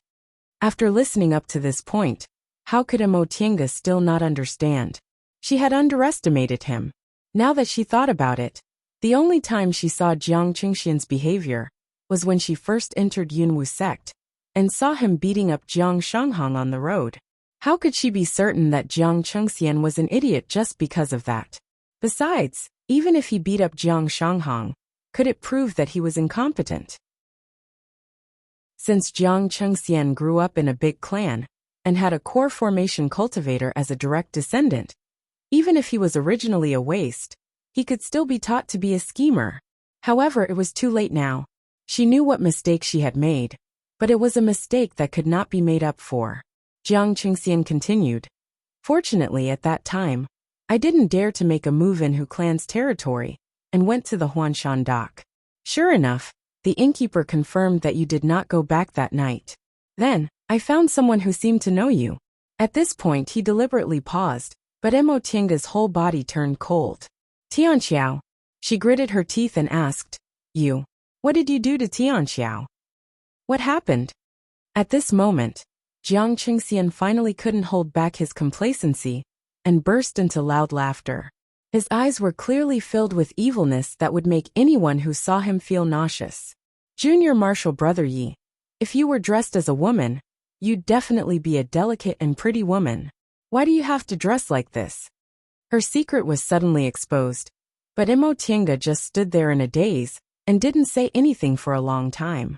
She felt very desperate. She didn't know whether it was because of Tianxiao, or because of herself. Jiang Qingxian sized her up, seemingly already considering where to start. He said, Junior Marshal Brother Yi, you mustn't misunderstand your good sister. She would rather die than say anything. That's why I killed her husband in front of her, and searched her soul. Only then did I realize that you're really not simple. Soul searching. This word caused Mo Tiange's eyes to widen. She clenched her fists so tightly that her nails almost embedded into her palms. Soul searching could be said to be the cruelest spell in the cultivation world. It used a secret technique to extract a person's memory while they were still alive. The person whose soul was searched would suffer a fate worse than death. However, this spell could only be used on cultivators, whose cultivation levels were one realm lower than the casters. Jiang Qingxian was only an aura refining cultivator, so he couldn't use the soul-searching technique on Meng Sigui. However, he could use it on Tianxiao. Even a cultivator would become an idiot if the soul-searching technique was used on them, let alone a mortal. Tianxiao was already dead. She was dead because of her. Mo Tiange took a deep breath, and felt extremely calm. She said slowly, Other people might not know who Yi Xiaotian is, but you're from Yunwu sect. Therefore you immediately came back to lay a trap, and waited for me to walk right into your trap. Jiang Qingxian smiled and said, Correct. Junior Marshal Brother Yi, you're very smart. Unfortunately, sometimes you're too smart for your own good. Although in your eyes, I'm not a smart person, the things your sister knows are already enough. After some thought, I can roughly guess why you disguised yourself as a man. Purine Constitution. Haha, heaven is really helping me. How could I let you off? Mo Tiange, on the other hand, was very calm. She said faintly, In that case, Senior Marshal Brother Jiang didn't tell anyone about this? Jiang Qingxian said, Of course. How could I let other people have a share of the loot? Even your grandfather didn't tell you? This question made Jiang Qingxian pause for a moment. He indeed didn't tell his grandfather, because he was afraid his great-grandfather wouldn't give him this benefit. In any case, in the split second he was distracted, Mo Tiange moved her wrist. In a flash, several flying needles were shot straight at his vital points. His reaction was a bit slow, so he was immediately pierced by several needles, causing him to fall to the ground. With spirit tools and talismans clasped in her hands, Mo Tiange said coldly, I know since you dared to fight me alone, you must have some kind of unique skill, but I'm not a pushover. Anger appeared in Jiang Qingxian's eyes. When she shot out the talismans, he touched his Qingquan bag, and a small and exquisite light shield appeared in front of him, blocking all the attacks. Mo Tiange immediately controlled her greenwood sword to rush forward. Sure enough, Jiang Qingxian was flustered. After being attacked by many talismans, the light shield on his body was already shaking, and on the verge of breaking. Now that Mo Tiange was closing in on him, he could only retreat, and take out several things from his Qingquan bag. Seeing the large number of talismans in his hands, Mo Tiange frowned, and quickly retreated. In fights of magical power, aura refining cultivators relied too much on talismans, so she didn't have any advantage against the descendants of clans. If Jiang Qingxian didn't have these talismans, dealing with him would have been very easy. However, he used a high-grade defensive talisman to block all her attacks. Mo Tiange took out another talisman, and decided to risk it all. Although the talismans she had weren't as high-grade as Jiang Chengxian's, it wasn't like she didn't have a chance to win. However, Jiang Chengxian once again searched his Qianquan bag and threw something out. Mo Tinga quickly dodged it and threw an earth-splitting talisman. Jiang Chengxian once again slapped a defensive talisman on his body. The corners of his mouth curved into a sinister smile as he stared behind her. In an instant, a surge of spiritual aura rushed towards her from behind. Mo Tinga dodged, but when she turned around to see what was behind her, her expression couldn't help but change. It was a rope-like magic weapon overflowing with spiritual aura. As if it had eyes, it rushed straight towards her. Under the pursuit of this magic weapon, Mo Tinga didn't even have the strength to throw more talismans. She could only run away. Aura refining cultivators used spirit tools, foundation building cultivators used magic tools, and core formation cultivators, and above used magic weapons. Magic weapons were originally refined by core formation cultivators and above, so how could their power be compared to spirit tools? Even if aura refining cultivators could only display a little bit of their power, they still weren't something cultivators in the same realm as them could deal with. At this moment, Mo Tinga was filled with regret.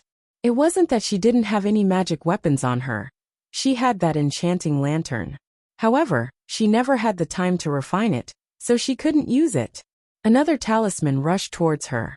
She dodged with great difficulty, but her footsteps stagnated. In an instant, the thing behind her sprang forward and firmly bound her.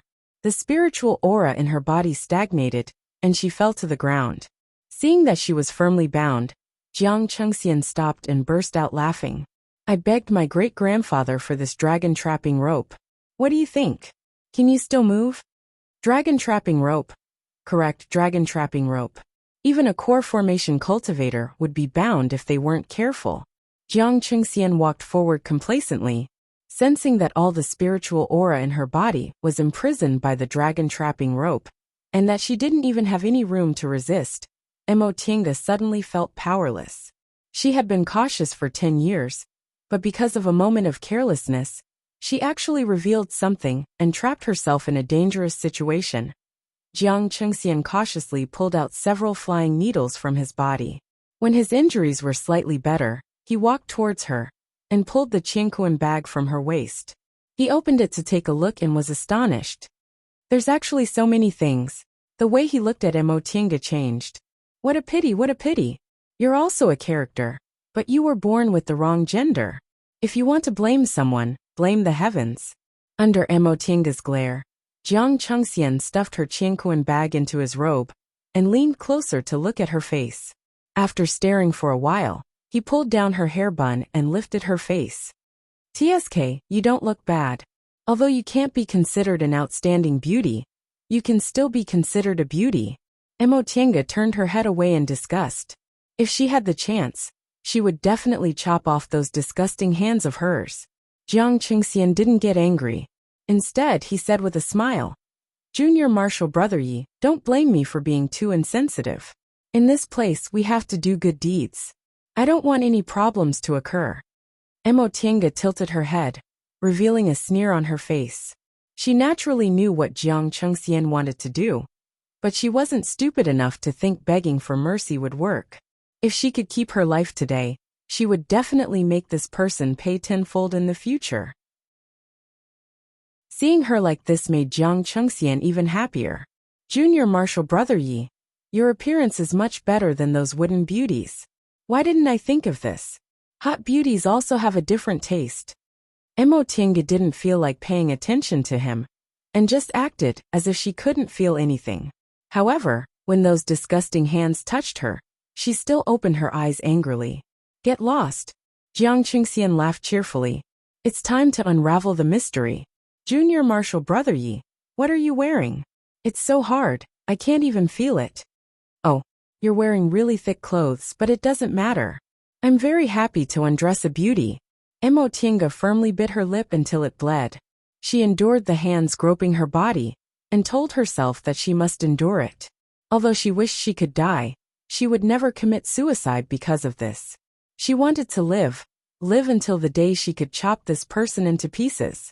Nevertheless, this kind of humiliation made the rims of her eyes moisten. Chapter 87. Ah!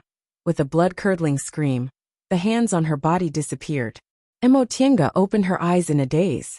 She saw that Jiang Chengxian, who was doing whatever he wanted a moment ago, was now lying on the ground. There was a big hole in his chest from which blood was gushing out, and he was no longer breathing. She looked up and saw Jiang Shanghang's gloomy face. Senior Marshal Brother Jiang. She was almost speechless and felt exhausted.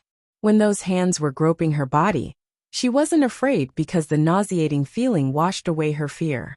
Now she finally felt a lingering fear.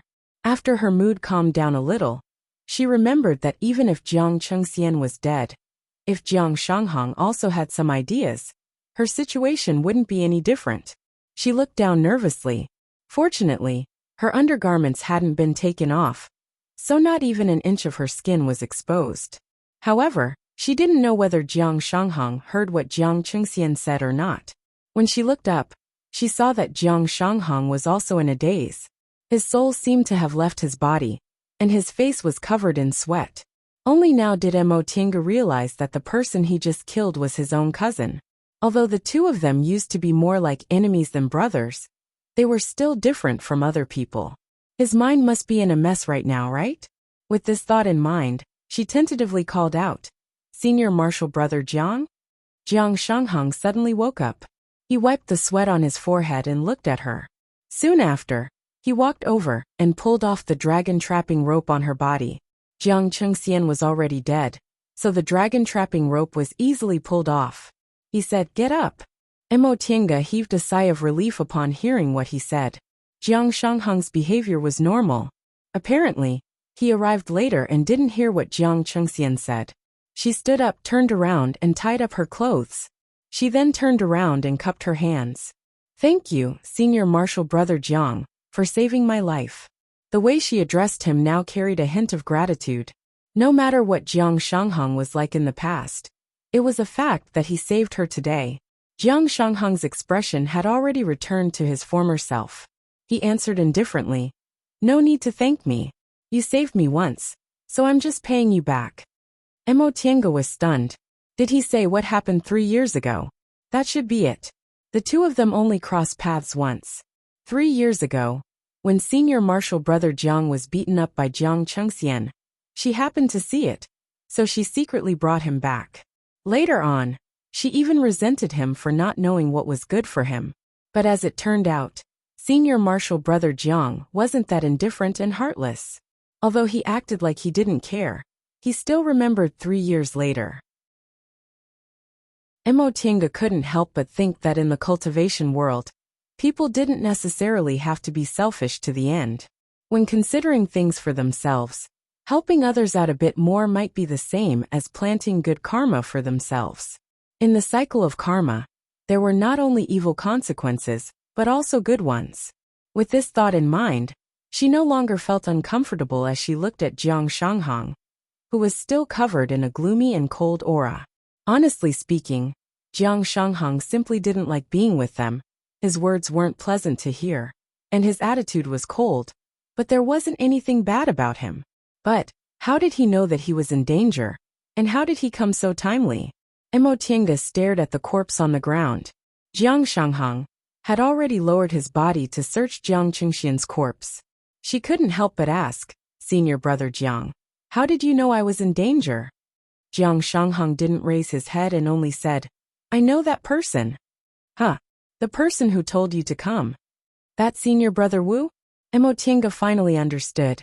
Jiang Shanghang had always been cultivating inside the house, so when that Senior Brother Wu came to look for her, he knew that person was Jiang Chengxian's attendant. What Marshal Uncle Zhou wanted to see her, and so on were all lies. When she realized this, Mo Tiange finally realized how lucky she was. If it wasn't because Jiang Shanghang happened to be inside the house and overheard their conversation, she really would have. Then what about that person now? Jiang Chengxian told him to watch over her. "Killed him," Jiang Shanghang said faintly. Mo Tiange was once again stunned. This Senior Brother Jiang, was also very cruel and merciless. When he needed to kill someone, he didn't show any mercy. But now, she had a different impression of Jiang Shanghang. She actually thought this was a good thing. In the cultivation world, when it was time to be cruel, one couldn't show any mercy. Otherwise, one wouldn't be able to survive. At this moment, Jiang Shanghang had already found 2 Qingquan bags. He threw the one she had taken back to her and asked, "Is this yours?" Mo Tiange took it. "Yes, thank you." After he finished searching, Jiang Shanghang stood up and said with a frown, "Junior, Martial Brother Yi, you disguised yourself as a man and entered Yunwu sect. What's your purpose?"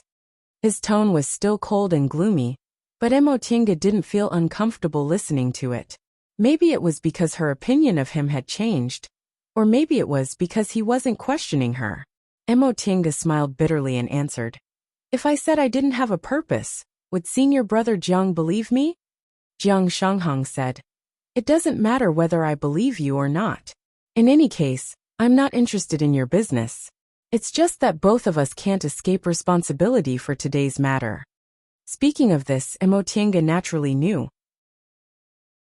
When she was fighting against Jiang Chengxian, she already thought about this problem. If she killed Jiang Chengxian, she couldn't stay on Mount Yunwu any longer. She had to escape quickly to avoid being caught by Jiang clan's people. Moreover, Jiang clan had 2 core formation cultivators, so it was really. She heaved a sigh and said, "This matter.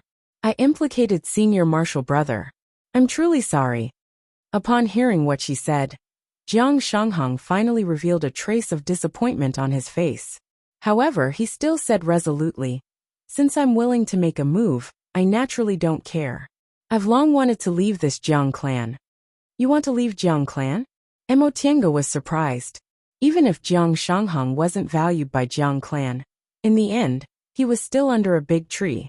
He still hadn't built his foundation, so if he left Jiang clan, it would be inconvenient for him in the future. Jiang Shanghang sneered. "The last time I went home, I found out that my grandmother, the only one left alive, had already passed away. My grandmother was only a mortal and had a minor illness. They only needed to casually make a move to solve it, but they didn't care. What reason do I have to stay?" Perhaps the 2 of them were in the same boat now, so he blurted out these words.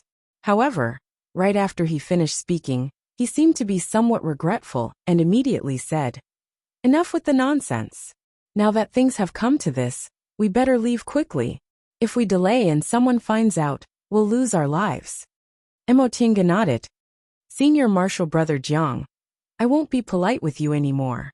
I definitely won't be able to wash my hands clean of this matter. That surnamed Wu came to look for me, so someone will definitely know. At that time, their deaths will definitely be traced back to me. However, it'll be easy for you to escape." Jiang Shanghang said, "I don't dare to rely on luck. I'll take this opportunity to leave. If they all go after you, it'll be easy for me to escape." Mo Tiange also understood this principle. If the 2 of them committed a crime, and Jiang Shanghang was in the dark, it would be easier for him to conceal it. Mo Tiange didn't feel unhappy. After all, the cause was herself, so she immediately nodded. "I know." After the 2 of them reached an agreement, Jiang Shanghang lowered his head to size up Jiang Qingxian's corpse. Soon after, he used the quicksand technique to dispose of Jiang Qingxian's corpse. Once Jiang Qingxian's corpse sank into the ground and disappeared, Jiang Shanghang once again searched for something inside Jiang Qingxian's Qingquan bag. In the end, he took out a bottle of medicinal pills. When he poured them out and saw that there were actually 4 or 5 pills inside, his expression immediately darkened. Mo Tiange was confused. "Senior martial brother Jiang, what's wrong?" Jiang Shanghang tossed the medicinal pills back, but he hesitated for a moment. In the end, he poured out 2 pills and handed them to her. "These are Jiang clan's foundation refining pills. Take one when you build your foundation. It can increase your chances of building your foundation." Mo Tiange raised her eyebrows in astonishment as she stared at the medicinal pill in her hand. She had long heard that Jiang clan had medicinal pills that could assist in building the foundation, but Jiang Shanghang didn't get any. No wonder he had that kind of expression a moment ago. He'd already obtained foundation building pills, and was about to build his foundation, but he hadn't even seen a single one. Now, however, he actually found 5 pills on Jiang Qingxian's body. How biased was Jiang clan? At this moment, she already felt that it was a good thing that Jiang Shanghang left the Jiang clan. They usually bullied him, ignored him and his family, and were even biased to such an important matter like building his foundation. Even if he stayed in Jiang clan, he wouldn't get any benefits. Mo Tiange hesitated as she stared at the foundation refining pills in her hand. Senior Marshal Brother Jiang, you still want to give me such a precious thing? Jiang Shanghang said. Every time you take a foundation refining pill, its effect will decrease a bit. After 3 pills, its effect won't be that great anymore. I'll take these 2 pills as a reward for helping me divert the danger away. What he said was reasonable, so Mo Tiange nodded and put the 2 medicinal pills away. Soon after, she thought of something and said, Senior Marshal Brother Jiang, can you look around? Is there a type of medicinal pill you don't recognize? Jiang Shanghang looked at her suspiciously. Mo Tiange simply said, he has constitution-enhancing pills on him. Jiang Shanghang's eyes widened in shock. He obviously knew what constitution-enhancing pills were. He asked her, how did you know? Mo Tiange smiled bitterly. I offended him because of this. She didn't explain in detail. Even if Jiang Shanghang saved her life, it was better not to mention that she had the pill recipe for constitution-enhancing pills. Jiang Shanghang also didn't ask anymore. After searching for a while, he indeed found a jade bottle inside Jiang Qingxian's Qingquan bag. He opened the bottle and saw 2 white medicinal pills with a strong medicinal fragrance. Seems like it's these, Mo Tiange said happily. These 2 medicinal pills were exactly the same as the ones recorded in the jade slip. When she saw the pill Jiang Shanghang handed her, she waved her hand. Senior Marshal Brother Jiang, you don't need to give it to me. Just take it as me repaying Senior Marshal Brother Jiang's kindness. Since she already had the pill recipe for constitution-enhancing pills, why should she fight with Jiang Shanghang over these 2 pills? In any case, he saved her life and gave her 2 foundation refining pills. She wasn't someone who couldn't tell good from bad. Jiang Shanghang didn't suspect anything and directly put the medicinal pills away. Constitution-enhancing pills were indeed rare, but they could only show their value after taking a lot of other medicinal pills for a long time. These 2 pills really couldn't be considered much. They weren't even as valuable as foundation refining pills. After they finished dividing the spoils, Jiang Shanghang said, all right, we can't delay any longer. Junior Marshal Brother Yi, let's run for our lives. Mo Tiange naturally knew that time was precious, so she didn't say anything unnecessary.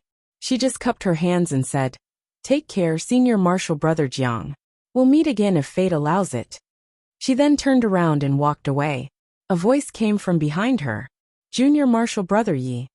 Mo Tiange turned around. Jiang Shanghang, however, raised the corners of his mouth and pointed at his own head. Only then did Mo Tiange realize that her hair was still loose. She hastily picked up the hairpin on the ground and tied it into a Taoist bun. After saying their goodbyes once again, Mo Tiange walked down the mountain. She couldn't help but feel absurd. After getting along with him for 3 years, she only treated Jiang Shanghang as a stranger. She never expected that when she ran into a disaster, it would be him who came to her rescue. Unfortunately, the 2 of them had just gotten a little closer, but now they had to run for their lives separately. Mo Tiange didn't know whether they would have the chance to meet again in the future. The matters of this world really made people sigh with emotion. Chapter 88. After saying goodbye to Jiang Shanghang, Mo Tiange didn't immediately go down the mountain. Instead, she turned into a colonel. After checking that there was no one around, she laid a simple concealment formation and quickly changed her clothes. Although she was only an aura refining disciple in the sect, if she went down the mountain without any disguise, Jiang clan would easily find her whereabouts. Fortunately, Jiang Qingxian didn't tell anyone about her. As long as she changed her clothes, presumably, no one would suspect her afterward. She changed into women's clothes and tied her hair into a simple bun. After confirming there were no problems, she swaggered away. Yunwu sect had many disciples, and there were disciples coming and going every day. Sure enough, she wasn't noticed on the way down the mountain, and smoothly reached the market square at the foot of the mountain. After making many turns, she returned to the small courtyard and pushed the door open. Second uncle, Yi Jiang, who was still meditating in the corner, was startled by her. You, Xiaotian? Why did you change back into women's clothes? Mo Tinga said anxiously. Second uncle, let's go. I've caused trouble. What? I killed the direct descendant of the sect's core formation grandmaster. These words shocked Yi Jiang. What's going on? Mo Tinga said anxiously. I'll tell you on the way. Second uncle, let's go first. Yi Jiang thought for a moment. This child never exaggerated things, so he immediately propped himself up. Okay, quickly take the things you need to take with you. We'll go now. The uncle and nephew pair moved very fast. In less than a quarter of an hour, they had packed all the things they needed to take with them. After walking out of the market square on Mount Yunwu, Yi Jiang took out a horsetail whisk magic tool, and the two of them rode it to leave Mount Yunwu. Second uncle, can you hold on? Mo Tinga couldn't help but feel guilty when she saw her pale second uncle, who hadn't traveled for a long time, controlling the magic tool. Second uncle didn't have much time left, but he was forced to flee because of her. If there was an accident on the way, Yi Jiang shook his head with a calm expression. It's nothing. It won't consume much spiritual aura to travel. Tell me what happened first. Mo Tinga told him everything that happened today. When she finished, she asked, Second uncle, can we escape? As he listened to her story, Yi Jiang's expression was solemn. At this time, he didn't speak for a long time. In the end, he only sighed and said, do you know what you did wrong now? Mo Tinga lowered her head. I was too arrogant. I didn't take other people seriously. Yi Jiang said, It's good that you understand. A fall into the pit, a gain in your wit. Don't do it again in the future. A few days ago, you said that you met an old friend. Why didn't you tell me that you revealed your secret? Ashamed, Mo Tinga said, I forgot. This answer caused Yi Jiang to frown slightly. Did you think that the other party was only a small cultivator and a mortal, and that they couldn't do anything to you, so you didn't take them seriously? Mo Tinga hesitated for a moment before she nodded. And Tianxiao, I believe she won't say anything. Besides, they don't know where I am, so where can they find Yi Xiaotian? Nonsense. Yi Jiang reprimanded her sternly. You have to remember that a secret can only be called a secret if it's not spoken. There's a saying among mortals, walls have ears, and there's another saying, a freak combination of factors. There's nothing certain in this world. What you thought was indeed correct. Under normal circumstances, even if the two of them had bad intentions, they still couldn't do anything to you. However, you also didn't expect that this secret would be discovered by someone who knew who Yi Xiaotian was, did you? Mo Tinga silently received his scolding. She then listened to second uncle saying, In the past few years, second uncle hasn't been by your side all the time. I didn't expect that I'd actually let you develop such an arrogant temper. You're a bit smart, but how many cultivators aren't smart?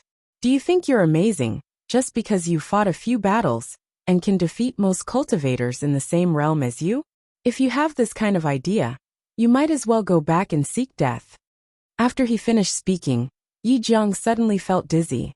His lifespan was almost up, and he was seriously injured. Although he was still a foundation-building cultivator, his body was a lot weaker. Mo Tinga noticed this and hastily supported him. Second uncle. After swallowing a medicinal pill, Yi Jiang waved his hand and said, Also, you have to know that telling a secret to someone else means you want them to bear the risk together with you. If it wasn't for the fact that your older sister knew about you, she probably wouldn't have died. If you tell others about some things, you'll only harm yourself and others.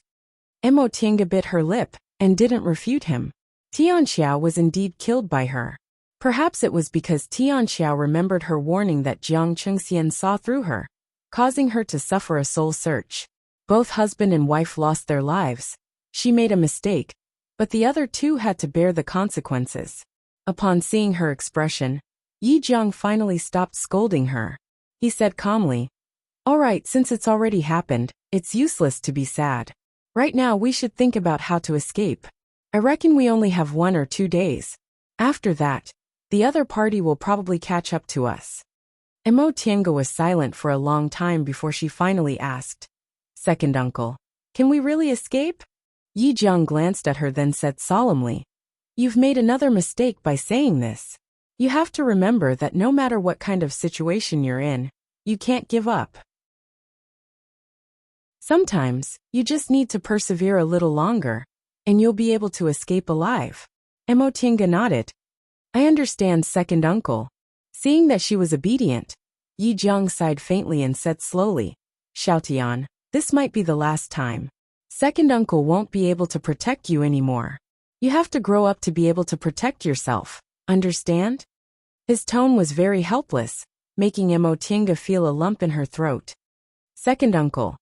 Yi Jiang just patted her head like he did when she was a child. In the end, the two of them stopped in a small town at the foot of a mountain in the north. They concealed their breaths, pretending to be a grandfather and granddaughter, whose cultivation levels were only in the 3rd or 4th layer of the aura refining realm, and entered the town's inn. If the other party's core formation cultivators personally attack us, we won't be able to escape no matter what. It'd be better to hide in the crowd, Yi Jiang said. Emo Tienga didn't have any objections. The older the ginger, the spicier it was. Second uncle's way of handling things was more appropriate than hers. Besides, second uncle's current body really wasn't suitable for long journeys. After staying in this small town for 2 days, Emo Tienga indeed noticed that there were a lot of foundation building cultivators flying in the sky. This place was very close to Mount Yunwu. So those were probably Yunwu Mountain's foundation building disciples, who came because of her. She felt apprehensive. If they found her, second uncle's strength would be damaged, and she hadn't built her foundation yet, so she practically wouldn't have any room to resist. Xiaotian. Ah! Emo Tienga turned around and looked at second uncle, who was meditating on the bed. Yi Jiang looked at her leaning against the window and said faintly, It's useless to look. Sit down and cultivate. But she really couldn't calm down. Yi Jiang stared deeply at her then sighed. His sigh made Emo Tienga feel ashamed. It seemed she was too disappointing, and let second uncle down. Yi Jiang stared at her for a long time before he finally said, Come here. Second uncle wants to talk to you about something. Emo Tienga obediently walked over, sat on the stool in front of the bed and said softly, Second uncle, tell me. Xiaotian, do you remember what happened 10 years ago? Emo Tienga nodded lightly. 10 years ago was the year she came to Kunwu. Yi Jingwen, a foundation-building disciple of Xianqing School, took her to Kunwu from the secular world, and handed her over to second uncle. From then on, she officially embarked on the path of cultivation. Then, do you remember Xianqing School? Emo Tienga nodded again, but she was puzzled. Second uncle, why did you mention Xianqing School? Didn't we come to East Kunwu to avoid them? Yi Jiang shook his head and sighed. Times have changed. I've been thinking about it these past 2 days. You should go to Xianqing School. Emo Tienga was shocked. Second uncle? Yi Jiang chuckled softly. His expression was calm, as if he'd already made up his mind. Xianqing School is the second biggest cultivation group in the Celestial Pole. It's very powerful in West Kunwu. If you go to Xianqing School, you can at least cultivate in peace. Second uncle, Emo Tienga said anxiously. Didn't you say they harbored evil intentions towards me? Now that we've been on the run for 10 years, why? Yi Jiang smiled bitterly and said, Yes, I eavesdropped on the conversation between Yi Jingwen and Zheng Xian. Master Taoist Shoujing wanted you to join Xianqing School, because he seemed to think highly of your constitution. I didn't dare to take risks, so I took you away from Mount Dongmeng that day. But I've been thinking about it these past few days.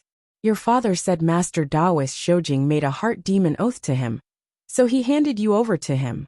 Now that your life is in danger and second uncle is about to pass away, no one is more suitable to be your backer than him.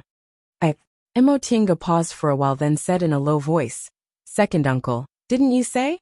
Although he made a heart demon oath, if he only ordered me to perform dual cultivation with someone, It wouldn't be considered a violation of the oath. That's true. But if you don't agree even if you die, he probably won't harm your life. I originally didn't have the heart to let you suffer in Xianqing school. So I thought I still had 100 years to live. But now that I've provoked this disaster, and second uncle's lifespan is almost up. Second uncle. Yi Jiang stared at her and continued to speak. Second uncle won't feel at ease letting you face a group of people who want to kill you by yourself. So let's take a gamble. Upon seeing second uncle's resolute expression, Mo Tinga knew he had made up his mind this time. However, she herself couldn't make up her mind. Go to Xianqing school? She accidentally divulged her secret twice, and both times brought disaster upon her. How could she feel at ease living under the nose of someone who knew her secret? No, second uncle. In the future I'll go to West Kunwu. Yunwu sect isn't a big cultivation group, so as long as I go to West Kunwu, nothing will happen. But what if your secret is divulged again? Can you escape every single time? There won't be a future. She practically shouted. Yi Jiang just shook his head resolutely. You can't guarantee that. Second uncle. Yi Jiang showed a faint smile and looked at her tenderly. Tinga, this is the first time you've worn women's clothes since you started following second uncle. These past few days, second uncle has been thinking about how adorable you were when I first saw you 10 years ago. I don't. Yes, you don't really want to be a woman, but second uncle hopes you can have this opportunity to become a real woman. Not Yi Xiaotian, but Mo Tinga. He smiled again. Besides, did you know? Second uncle has been paying special attention. In the past few years, no one from Xianqing school came to catch us, which means perhaps Master Daoist Shoujing is trustworthy. Facing second uncle's aged face, Mo Tinga was silent. She knew second uncle wouldn't harm her, but she also knew second uncle had no other choice.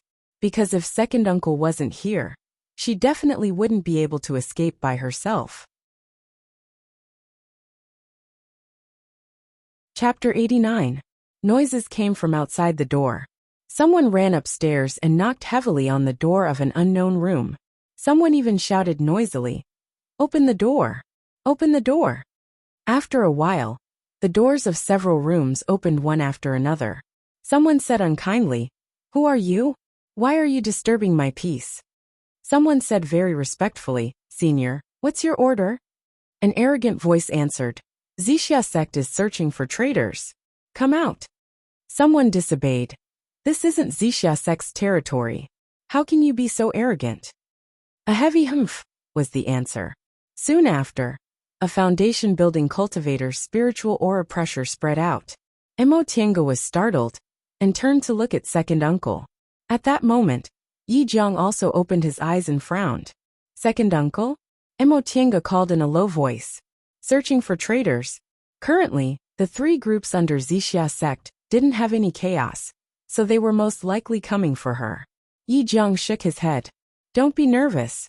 There's only one early-stage foundation-building cultivator, and several aura-refining cultivators outside. If they're really coming for us, we can just run away." Mo Tinga nodded, but she still felt uneasy. Although she dressed as a woman and second uncle rarely appeared in front of people, it wouldn't be difficult to recognize her if they were really sent by Yunwu sect to catch her. "Open the door! Open the door!" Someone finally knocked on their room.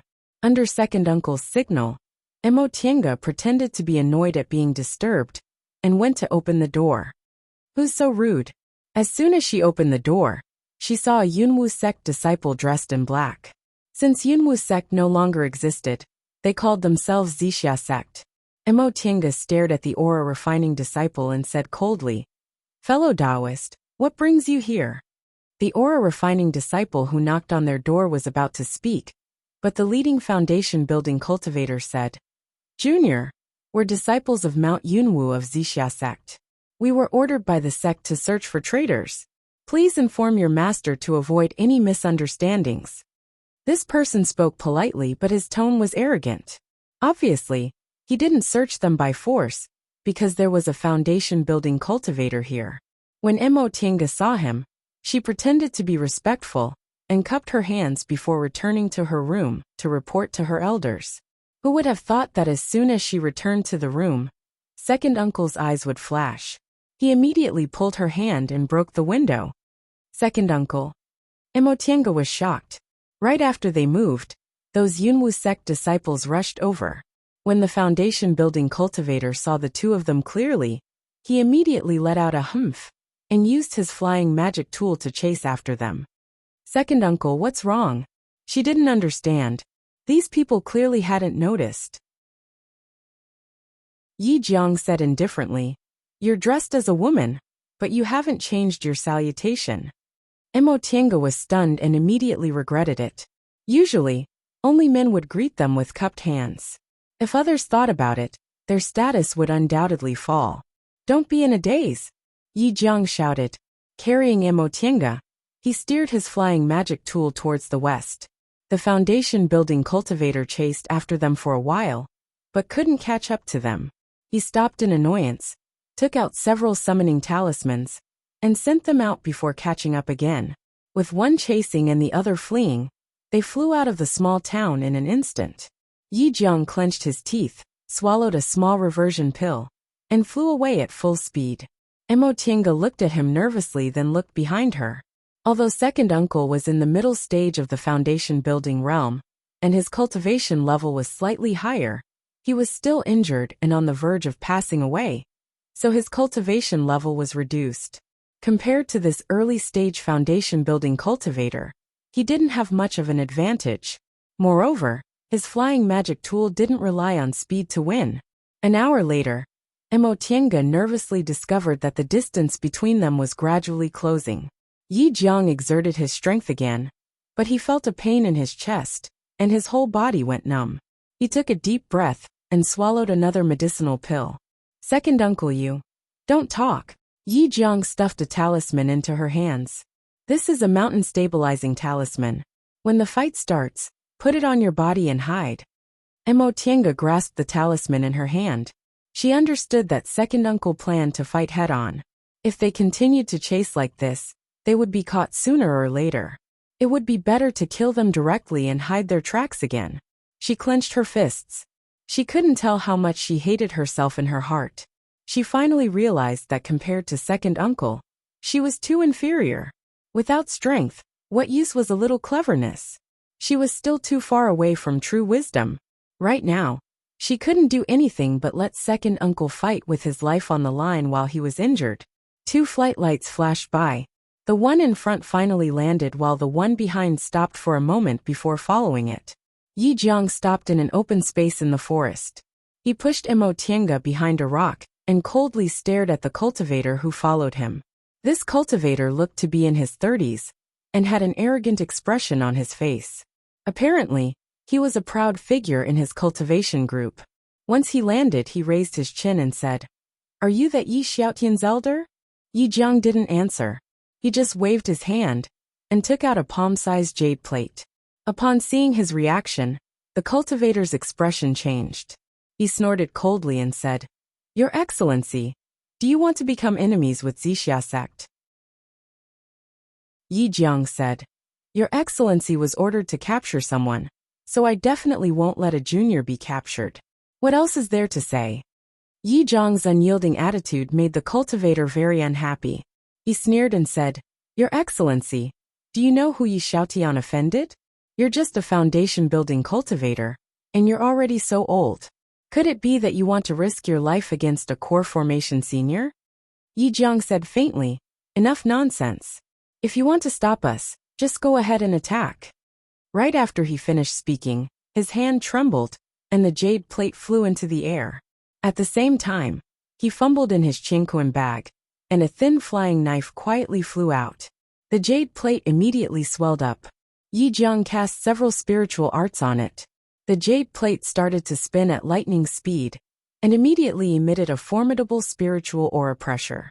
Seeing that Yi Jiang attacked without any hesitation, and that he used several techniques seamlessly, the cultivator immediately realized that his opponent was very experienced in fights of magical power.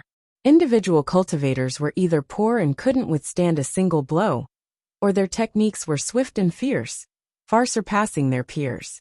The person in front of him was obviously the latter. Once this thought crossed his mind, the cultivator immediately became flustered. Yi Jiang certainly wouldn't show any mercy. He cast the last spiritual art.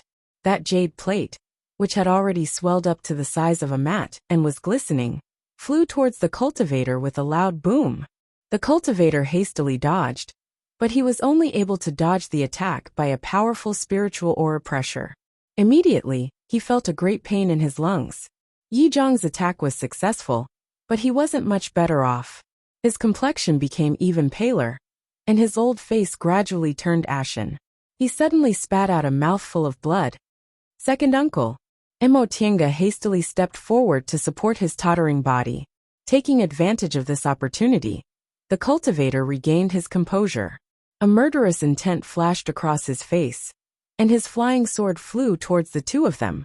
Yi Jiang opened his eyes and used the last of his strength to push Mo Tiange away. The jade plate returned to his hand to block the attack.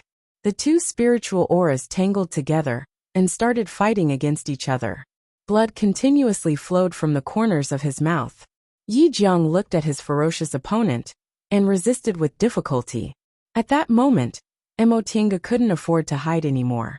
She took out all the talismans she had and threw them at the cultivator. But it was useless. The other party only propped up a protective cover. All of her attacks were useless. This was the difference between the aura refining realm and the foundation building realm. She couldn't help him at all. Puff! He spat out another mouthful of blood.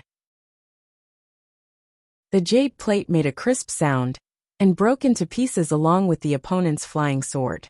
The fragments of the jade plate and the flying sword tumbled down. At the same time, Yi Jiang was also exhausted. Seeing this, the opponent took out another flying sword and was about to kill him. However, just as he was about to release the flying sword, he lowered his head in disbelief and looked at his chest. Just now, when he wasn't paying attention, a flying knife entered his chest and took his life. The two of them fell to the ground at the same time. Second uncle. Mo Tiange rushed forward, took out some healing medicinal pills in a panic, and fed them to him. Yi Jiang swallowed the medicinal pills with difficulty, but he spat out another mouthful of blood. Second uncle, hold on a little longer. There's still medicine here, and, after a long time, Yi Jiang finally stopped vomiting blood and said with difficulty, "Quick, let's go." Mo Tiange nodded with tears streaming down her face. She cleaned up the scene and temporarily covered up the traces of the fight. She then helped second uncle up and staggered down the mountain. Several hours later, Mo Tiange and second uncle arrived at the small village at the foot of the mountain. There were many mortals living in this small village. Mo Tiange didn't dare to disturb them, and just quietly settled down in a dilapidated house outside the village. Second uncle, second uncle. Yi Jiang finally woke up. He opened his eyes with difficulty, took out a jade tablet from his Qingquan bag, and gave it to her. Mo Tiange took it in a daze. This. Yi Jiang's breathing was weak. Crush it. This was a 10,000 miles sound-transmitting talisman. Mo Tiange hesitated for a moment, but in the end, she still crushed the jade tablet according to second uncle's instructions. Once the jade tablet was crushed, a bright light burst out from inside. It lasted for a long time before it was extinguished. In a daze, Mo Tiange felt that the aura inside this jade tablet seemed very familiar. Seeing that she crushed the jade tablet, Yi Jiang heaved a sigh of relief. With her help, he sat up and swallowed a medicinal pill to heal his injuries. At the same time, in the sky above Mount Yunwu, many foundation-building cultivators were flying here and there. After another hour, Yi Jiang finally opened his eyes. Second uncle. Mo Tiange was pleasantly surprised. Second uncle, are you all right? Yi Jiang shook his head gently. His breath was still weak. Xiaodian. Second uncle, I can't hold on anymore. Mo Tiange was dumbfounded. Can't hold on anymore? Does that mean? Yi Jiang leaned against the wall, panting weakly. It's useless. The medicinal pills are useless. Second uncle used his spiritual aura by force just now and aggravated his injuries. Second uncle. Tears fell uncontrollably from her eyes. She murmured, Second uncle, I'm sorry, I'm sorry. It's all because I'm too stupid. Yi Jiang smiled and held her hand. Children always make mistakes. Second uncle is very happy to be able to watch you grow up. He looked up at the sky outside and sighed. I just hope it's not too late. Emotinga didn't feel any less guilty. If it weren't for her, second uncle wouldn't have had to flee West Kunwu. If it weren't for her, second uncle wouldn't have been seriously injured by the lightning beast. If it weren't for her, second uncle wouldn't have had to force himself to fight. It's all because of that hateful constitution. If I knew this would happen, what harm would there have been in going to Xianqing school? Second uncle might have had a chance to form his gold core, and Tianxiao wouldn't have been implicated by me. Compared to the life and death of my family, what was losing the freedom to marry? As time passed, the cultivators finally found traces of a fight in the forest that had been covered up. With this as the center, they began to search step by step. At this moment, a flight light with an astonishing momentum appeared in the sky above Mount Yunwu. It was 100 times stronger than a foundation-building cultivators, and it was flying towards the west. Chapter 90. Emotinga was in a daze. Second uncle had been unconscious several times, and his condition was getting worse and worse. She knew second uncle was already injured, and his lifespan was almost up. This time, he forced himself to fight and his injuries broke out, so his lifespan was almost depleted. She stared at second uncle who was in a coma, her mind blank. She even thought about letting them catch her. Tianxiao died because of her, and second uncle was about to leave. What was the point of her staying? In the past 20 years, the people she cared about all left her. Father, mother, Tianxiao, second uncle. What was left of her? She was all alone. So what if she became an immortal? She'd rather be immortal forever. Xiaodian, Yi Jiang said weakly. Emotinga jumped up and hurriedly leaned towards him. Second uncle, I'm here. Yi Jiang opened his eyes and mustered the last of his energy. Listen, if no one comes, you take out that psychic jade pendant and mention Xianqing School and Master Daoist Shoujing's names. Presumably, if Jiang clan wants to deal with you, they'll have to think. Emotinga nodded lightly. I understand. Yi Jiang closed his eyes again and murmured, Xianqing School is thousands of miles away from here. I wonder if there are any disciples nearby. Emotinga knew that the sound-transmitting talisman second uncle sent just now was given to second uncle along with her father's belongings when Yi Jingwen brought her to him. Second uncle originally kept it just in case, but he didn't expect it would actually come in handy. But she really didn't have any expectations. This place was thousands of miles away from Xianqing School. Even if Master Daoist Shoujing received the message and immediately called the nearby disciples to help, they might not be able to make it in time. After such a long time, those Yunwu sect cultivators probably already found the place where the fight took place. As for Master Daoist Shoujing, they originally left on their own. It was already good enough that he was willing to send people here for her father's sake, but he might not do his best to save them. Besides, so what if they used Xianqing School's name? With such a long distance, they really couldn't intimidate those Yunwu sect disciples. Nevertheless, she wasn't afraid. She had been mentally prepared for this for 10 years. She had to try her best to live, but if she fell into that kind of situation, she wouldn't be afraid even if she died. In any case, no one was left. The dozen or so foundation establishment cultivators finally gathered outside the small village.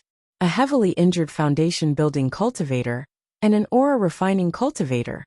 To them, it wasn't hard to find their whereabouts. However, when they found their target, they realized that it was not as easy as they had imagined. What awaited them was a yin-yang life-seizing formation. After a cultivator who rashly entered the formation was severely injured, everyone's gaze fell on the middle-aged Taoist who led the group. If Emotinga saw him, she would definitely recognize him as Martial Uncle Qingyu, the person who often gave lectures in the Dao Preaching Palace. In fact, this martial uncle's full name was Jiang Qingyu, and he was a member of the Jiang clan. Jiang Qingyu said nothing. This formation was called Yin-Yang Life Reaper. With such a vicious name, it was naturally not easy to break. Within this formation, Yin and Yang were reversed, and danger lurked everywhere.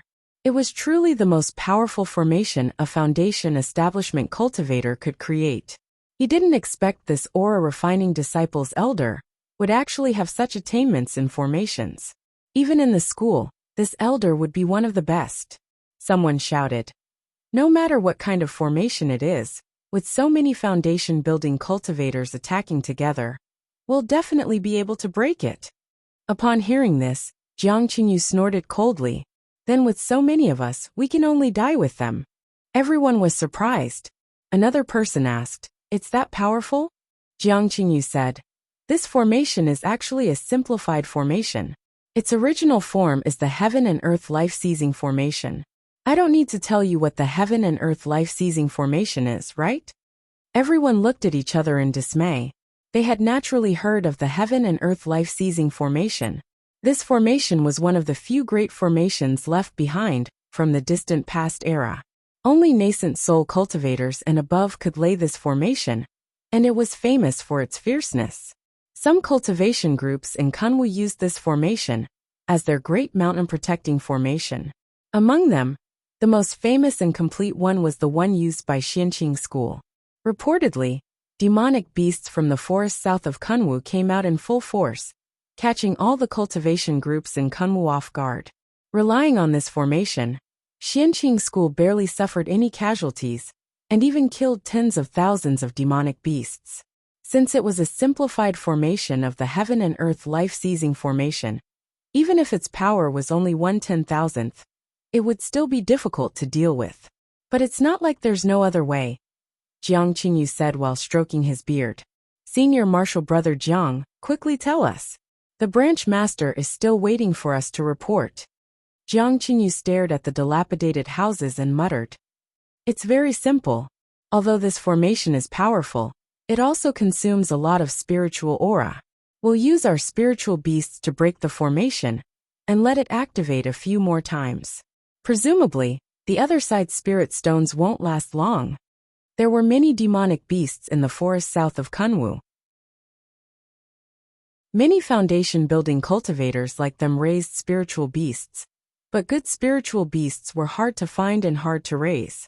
Because of this, everyone was very hesitant when they heard Jiang Qingyu's suggestion. Unexpectedly, no one responded. Jiang Qingyu could guess what everyone was thinking just by looking at their expressions. He said with a cold humph, "Since no one is willing, we'll just wait. We'll wait until they run out of spirit stones, or until the branch master personally comes. Those two people will naturally be captured." Although everyone was hesitant for a moment, no one took out their spiritual beasts. Jiang Qingyu didn't say much, and just looked for a place to sit and rest. In fact, not to mention others, he himself was also reluctant. In any case, those two people couldn't run away, so why should he sacrifice the spiritual beasts he raised painstakingly? Under Jiang Qingyu's lead, the cultivators from Zixia sect's Mount Yunwu branch found a place to sit and meditate, waiting for the yin-yang life-taking formation to run out of spirit stones. While they were waiting, someone approached Jiang Qingyu and asked, "Senior Marshal Brother Jiang, who was that aura-refining disciple? He had such a powerful elder, but he still dared to kill Jiang clan's young master. His guts were too big." Jiang Qingyu opened his eyes and said lazily, "The branch master also wants to know the answer to this question." Although his own disciple was also killed, that disciple really didn't live up to his expectations, so he didn't feel sorry for him at all. Seeing that he was so impatient, that person let out a hollow laugh and didn't say anything else. However, someone else took over the conversation. "On the way, I met several aura-refining disciples who followed Junior Marshal Brother Wei to search. They said that Yi Xiaotian was actually a woman." "What?" His words attracted the attention of several people around him. Someone said, "So you're saying that she disguised herself as a man and sneaked into our Yunwu sect?" The person who spoke earlier coughed and reminded him, "Junior Marshal Brother Zhao, we're now in Mount Yunwu's branch." That person realized he made a slip of the tongue, so he hastily said, Right. She sneaked into our Mount Yunwu's branch. Could it be that she harbors malicious intentions?" "That's hard to say. Even if she harbors malicious intentions, what can an aura-refining disciple do? Besides, this Yi Xiaotian wasn't conspicuous in our Mount Yunwu's branch, right? Junior Marshal Brother Zhao said. Conspicuous? She seems to be only 20 years old right now. She's already in the 10th layer of the aura refining realm. And she even obtained a foundation building pill. She's really not inferior to elite disciples. Be that as it may, the disciples who entered the sect through the Immortals' Assembly are already comparable to elite disciples, so they can't be considered outstanding. That's true. However, this aura-refining disciple has always been inconspicuous. Why did she suddenly kill young Master Jiang? Once this question was asked, several people became silent. Jiang Qingyu sneered. What else could it be? The aura-refining disciples around Yi Xiaotian can prove that it was my disappointing disciple who called her out. Moreover, the place where she was killed is a place where nobody comes or goes. Since this Yi Xiaotian is a woman, do I even need to say the reason? Everyone present was silent. Although they had some guesses, they didn't dare to say it out loud. Jiang Qingyu was a member of Jiang clan, a junior of the branch master, and an elder of the murdered young Master Jiang. He could say it out loud, but they couldn't. There was silence. Everyone no longer said anything. Those who were resting rested, and those who were meditating meditated. After a long time, Jiang Qingyu suddenly raised his head. The expressions of the other foundation building cultivators also changed greatly. A flight light appeared on the horizon. Its momentum was so strong that it was definitely a core formation senior. They originally thought it was just a core formation senior passing by. But unexpectedly, the flight light gradually descended, as if it was coming towards them. More than 10 foundation building cultivators stood up one after another. They looked at each other with grave expressions. They were all thinking that this flight light was red, so it wasn't the branch master's flight light. Who else could it be? The answer was soon revealed. The flight light descended, and a young man landed in front of them. Jiang Qingyu frowned even more. This person's clothes are obviously the clothes of an aura-refining disciple of Yunwu sect. But why does he have the momentum of a core formation cultivator? However, this thought only flashed in his mind, because the young man was already looking at them. His eyes were ice cold. Jiang Qingyu and the others looked at each other, and finally saluted him. Greetings, senior. The young man accepted their salutes, but he didn't look at them. Instead, he stared at the formation outside the dilapidated house, and muttered to himself, Yin Yang life-taking formation. I really didn't expect to see it here. This Yi Jiang is worthy of being Yi Hai's twin brother. He really has some skills. As he spoke, someone among the foundation building cultivators cried out in surprise. You're not that. The young man turned around and stared coldly at the person who spoke. Jiang Qingyu knew his fellow disciple had offended the core formation senior in front of him. So he hastily said, Senior, please forgive us. We're disciples of Mount Yunwu of Zixia sect. May I ask who you are? The young man snorted but didn't answer. He just stared at the person who spoke first. Marshal Uncle Su, it seems you've recognized me. Everyone shifted their gazes towards a cultivator in his 40s. Junior Marshal Brother Zhao asked in a low voice. Senior Marshal Brother Su, this senior is... Marshal Uncle Su looked at the young man not far from them. Seeing that he didn't intend to stop them, he answered in a low voice. I once saw this senior in Junior Marshal Brother Luo's concocting room. But at that time, he was only an ordinary aura-refining disciple. Everyone's expressions changed one after another. Judging from his aura, this senior was indeed a core formation cultivator. If what Senior Marshal Brother Su said was correct, then this person had disguised himself as an aura-refining disciple and was hiding in Yunwu sect. What could make a core formation cultivator plot against him? In the end, it was still Jiang Qingyu who stepped forward. He said respectfully, Senior, may I know why you've come? What advice do you have for us? Advice? The young man chuckled. He didn't bother being polite and said faintly, I want the two people inside. Jiang Qingyu was startled. Senior, there's a trader of Mount Yunwu here, and the branch master personally gave the order. What? You don't want to? The young man flicked his sleeve, causing a wave of spiritual aura pressure to rush towards them. How could they possibly withstand the spiritual aura pressure of a core formation cultivator? Some of them immediately took several steps back, their complexions turning pale. The young man said coldly, I originally didn't need your consent, but I wanted to inform you. Since we've been fellow disciples for several years, I won't take your lives today. Scram!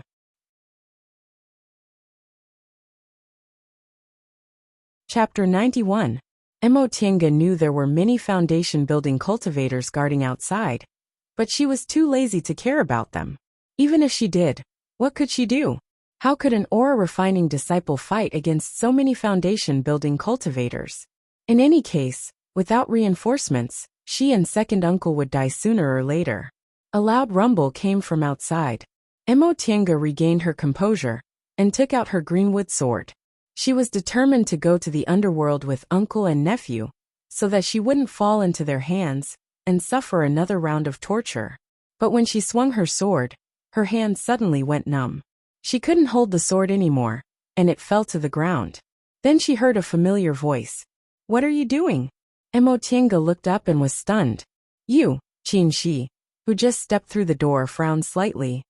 Do you want to commit suicide? Emotienga stared at him in disbelief. Senior Martial Brother Qin? Qin Shi didn't say anything. He walked towards Yi Jiang, held his wrist, and injected his spiritual aura to examine his injury. His brows wrinkled. He then took out a jade box from his Qingquan bag and opened it. Inside was a verdant spiritual plant. He plucked one of the leaves and stuffed it into Yi Jiang's mouth. Then he made a hand seal, sending a fiery light into Yi Jiang's body along with the leaf. His movements were very fast. It wasn't until he was done that Emotienga finally reacted. Senior Martial Brother Qin? Why are you here? What did you give second uncle to eat? Qin Shi, who was still injecting spiritual aura into Yi Jiang, looked up and glanced at her. Don't worry. This is a temporary way to prolong his life. Your second uncle's injuries are too serious, so I can only keep him awake for a while. Emotienga didn't know what to say.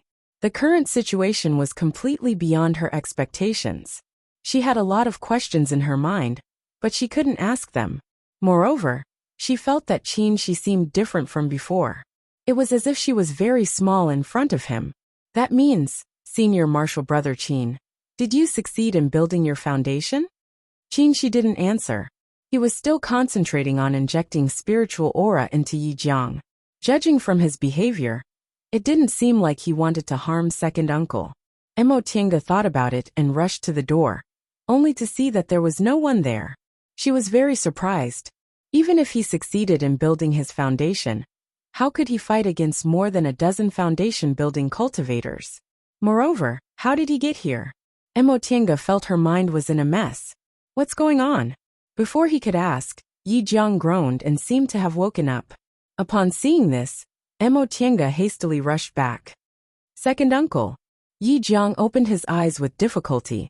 When he saw the scene in front of him, he finally fixed his gaze on Qin Shi. Qin Shi said gently. My surname is Qin. Yi Jiang was startled. In an instant, his eyes were filled with ecstasy. You are. Qin Shi showed a faint smile and said, I'm from Qin clan. I just happened to receive the news and rushed over. Upon hearing Qin Shi's confirmation, Yi Jiang actually calmed down. He closed his eyes, gasped for breath, and grabbed Qin Shi's hand. Finally made it. Qin Shi raised his hand to stop him. Don't get excited. I can't cure your injury. Right now, I can only give you the final radiance of a setting sun.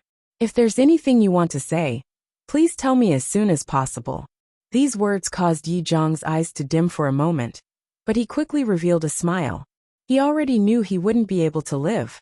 This time, Xiaotian could be saved. Second uncle.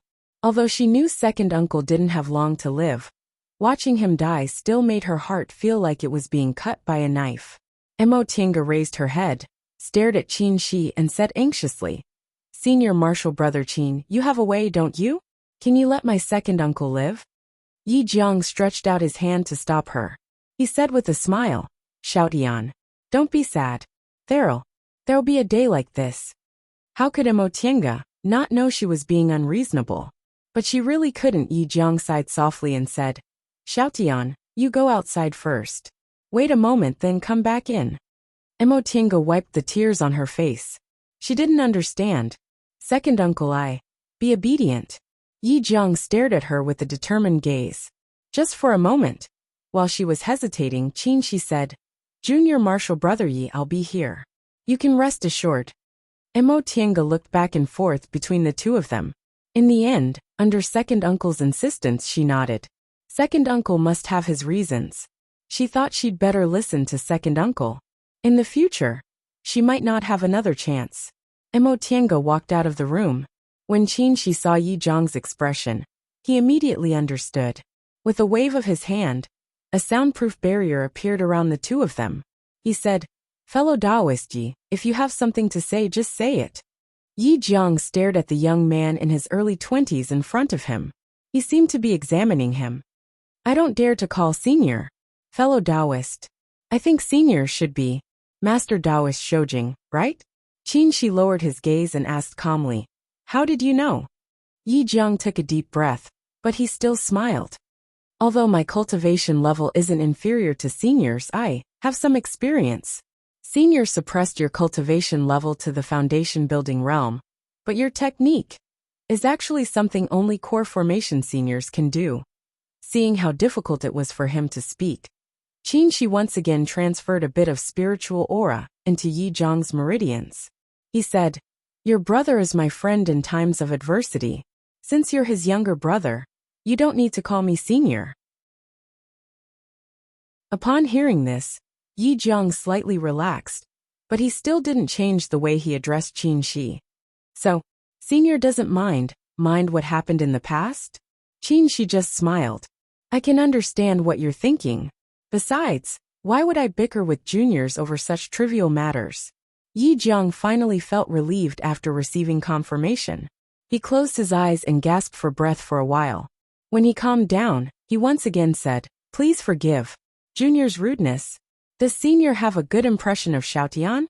Once Yi Jiang said this, a hint of sharpness appeared in Shi's eyes, but he still said calmly, What do you mean? How could Yi Jiang not know She was slightly angry? However, he didn't panic. He still said slowly, Senior, don't misunderstand. The good impression I'm talking about isn't love. It's just that Senior doesn't want Xiaotian to know your identity. Junior can feel that Senior treats Xiaotian differently. After speaking for such a long time, Yi Jiang once again couldn't breathe. Shi once again poured spiritual aura into his body. He said faintly, but he didn't directly answer. If you want to feel at ease, I'll agree. After today, I'll take her back to Xianqing school and protect her until she has the ability to protect herself. Yi Jiang showed a happy smile. In the end, he didn't gamble wrongly. There's another matter. If Junior doesn't ask clearly, I won't feel at ease. As soon as he spoke, Shi understood. You're talking about her constitution? Yi Jiang nodded with difficulty. Junior knows my request is a bit excessive. However, if I don't say it, I won't be able to die in peace. This time, Shi was silent for a long time before he finally said, All right, I'll also agree to your request. If she doesn't agree, I won't force her. No. Yi Jiang shook his head and said, Junior's request is that when necessary, Senior can give her a push. Shi was stunned. He didn't quite understand what Yi Jiang meant. Mo Tiange was sitting outside the room, staring blankly at the sky. She couldn't hear the slightest sound inside the room, so it was obvious the room was soundproof. She was a bit surprised because she never expected Shi to be a disciple of Xianqing school. Moreover, from what he said, he seemed to be a junior disciple of Master Taoist Shoujing. But she also realized something in her heart. No wonder this senior martial brother Qin has such unusual treasures and has such an unusual demeanor in every aspect. Judging from his momentum, he seems to have built his foundation, right? It's really strange that he actually built his foundation in another cultivation group. Presumably with his identity, he must be an elite disciple in Xianqing school. Besides, he also has core formation and nascent soul elders, so it should be quite easy for him to build his foundation. Could it be that this is a quirk of disciples of famous cultivation groups? She couldn't help but feel it was funny, but she couldn't laugh. She knew very well that second uncle was going to die. What should I do without second uncle? She asked herself, but she only felt her heart was empty. After a long time, Qinxi's voice finally came from inside the room. Junior Marshal Brother Yi, please come in. Emotinga regained her senses from her meditation. She wiped the tears from the corners of her eyes and hurriedly entered the room. Second uncle, Yi Jiang was leaning against the wall. Qinxi was still pouring spiritual aura into his body, but his spirit was rapidly weakening. Even his eyes were almost unable to open. Xiaodian. He stretched out his hand with difficulty. Emotinga hastily grasped his hand and knelt in front of him. Second uncle, I'm here. Yi Jiang showed a smile, but he still tried to stretch out his hand and stroked her head like he did when she was a child. This action, full of love, made Emotinga blink her eyes, and tears started to fall down her cheeks. Xiaodian. Tienga, don't cry. Second uncle is leaving. You have to live well. Tears also flowed out of Yi Jiang's muddy eyes and flowed down his wrinkled face. He also felt that this was really an eternal parting. Xiaotian, second uncle, there are two things I can't let go of. Second uncle, tell me. I'll definitely listen to you. Okay, listen. First, after you form your gold core, go back to Yi clan in the secular world and see if there's anyone with spiritual roots. You don't have to rebuild Yi clan. You just have to give some help to the younger generation. Emotinga nodded repeatedly. I understand. I'll definitely go back to see. Yi Jiang nodded slightly and looked at her tenderly. Second uncle. Second uncle entrusted you to Taoist. Master Taoist Shoujing. In the future, you have to cherish yourself, understand? By the time he finished speaking, Yi Jiang's cheeks were already full of tears. If he could, he really wanted to see her by himself, but the heavens didn't allow it. Emotinga, who was kneeling in front of him, was also sobbing. She could only nod desperately. Yi Jiang's eyes started to lose focus. Even though she kept pouring spiritual aura into him, he still couldn't make him more spirited. He murmured, Big brother. I'm sorry, I'm going to see you. At this point, there was no more sound. Emotinga sat on her knees in a daze. Her tears kept falling, but she didn't make any sound. She vaguely felt as if she had returned to 13 years ago, to the day her mother passed away. That kind of inconsolable grief, of losing her forever, made her unable to say a single word. When her mother died, she once felt the sky was going to collapse. But later, the heavens gave her a second uncle. Second uncle loved her, spoiled her, and also strictly disciplined her. Although she only called him second uncle, in her heart, she respected him as if he was her father. Sometimes, she also thought how good it would be if her father was still alive. But every time she thought about it, she would scold herself for being greedy. Second uncle had already given her everything he could, including his life. What else could she ask for? Having second uncle was enough. But second uncle still left, leaving her behind. It was as if the sky had collapsed once again. Junior Marshal Brother Yi. In the midst of her blurriness, someone shouted, Do you want to die? She opened her eyes in confusion, but she couldn't see clearly. She felt someone holding her shoulder and shaking her hard. Breathe. A force hit her back. She couldn't help but cough, and the sound of crying also leaked out. She laid her head on her lap and wailed like a child, letting her tears drown her. Although she had learned the law of immortality and was no longer weak, at this moment, she still felt that she was the little girl from 13 years ago.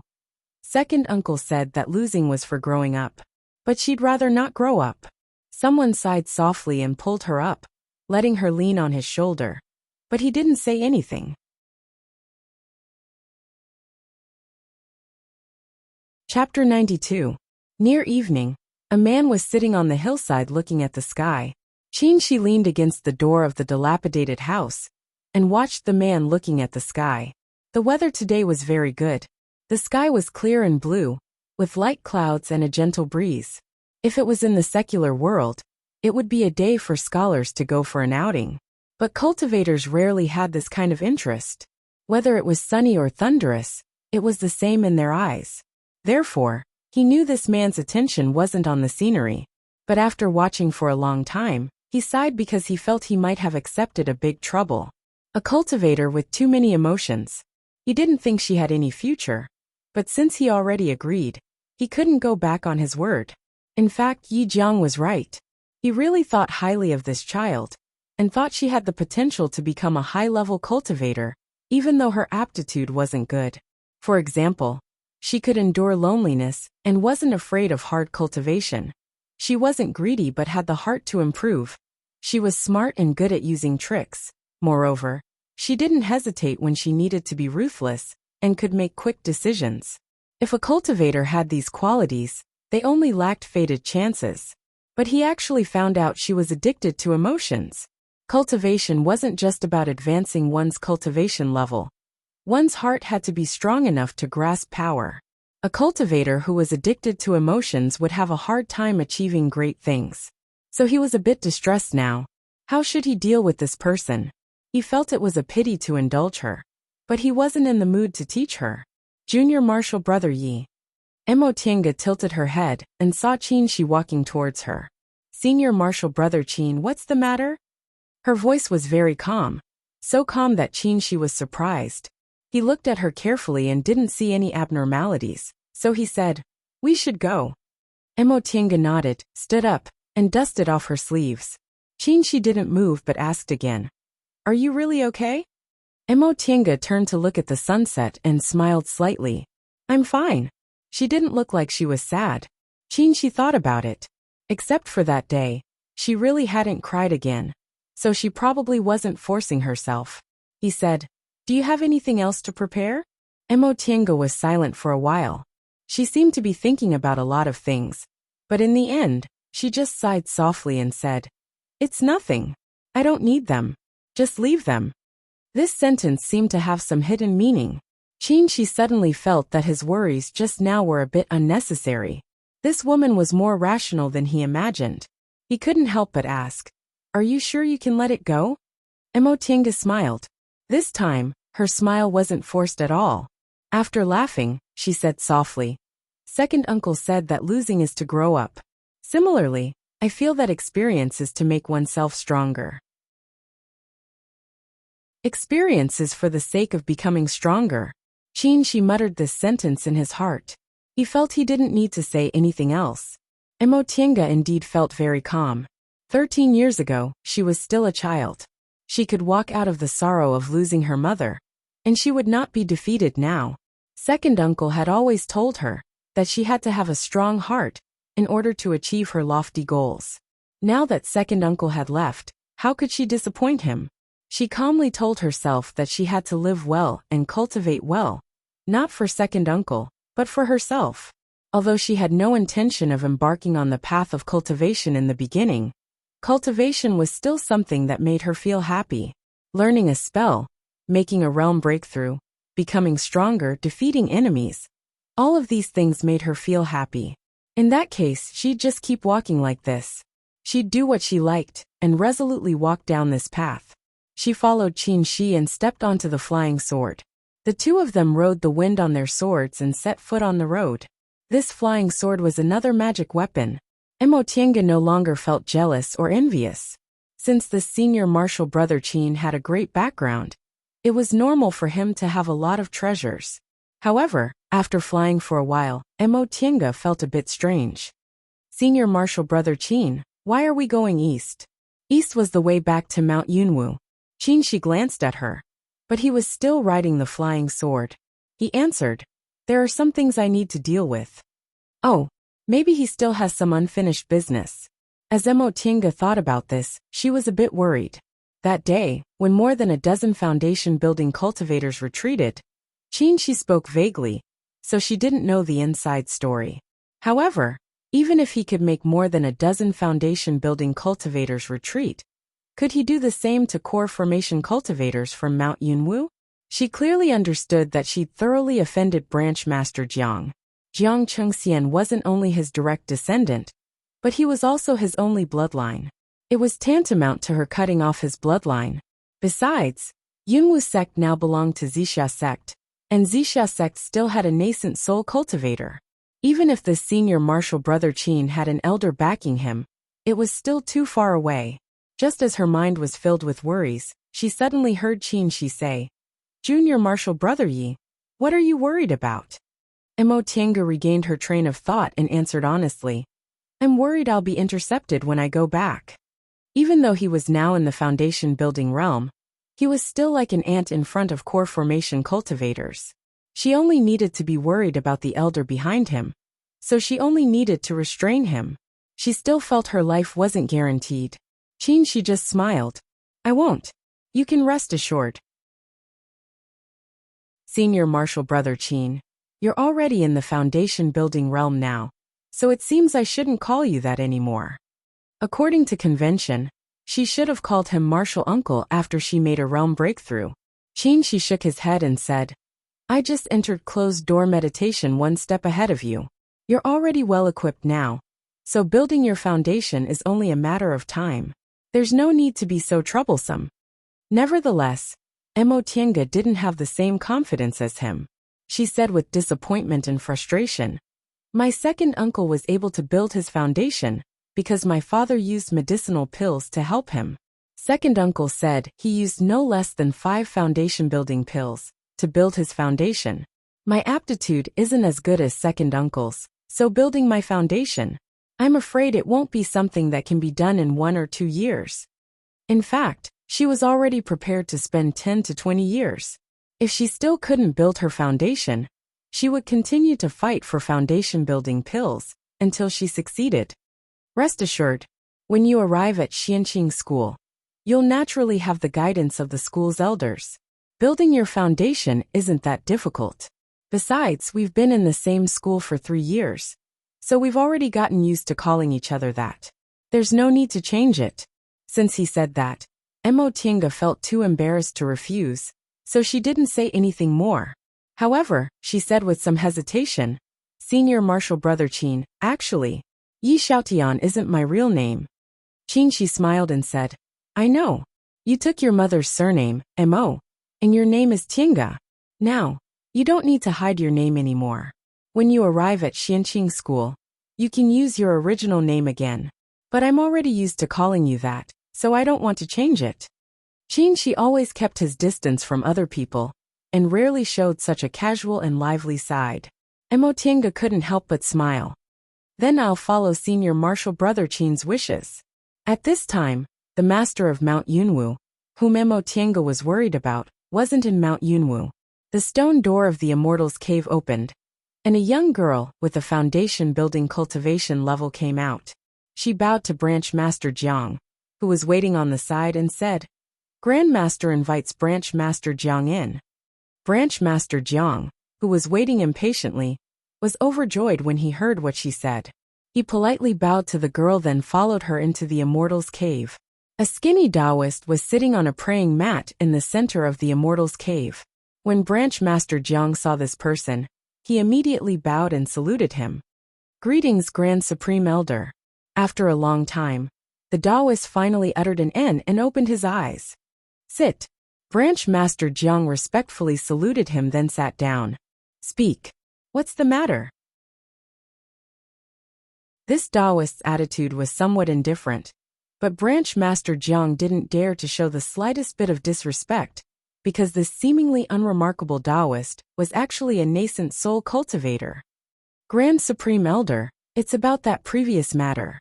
Disciple wants to ask you to make a decision." After Branch Master Jiang finished speaking, he stared anxiously at the Taoist in front of him, but the Taoist didn't even spare him a glance.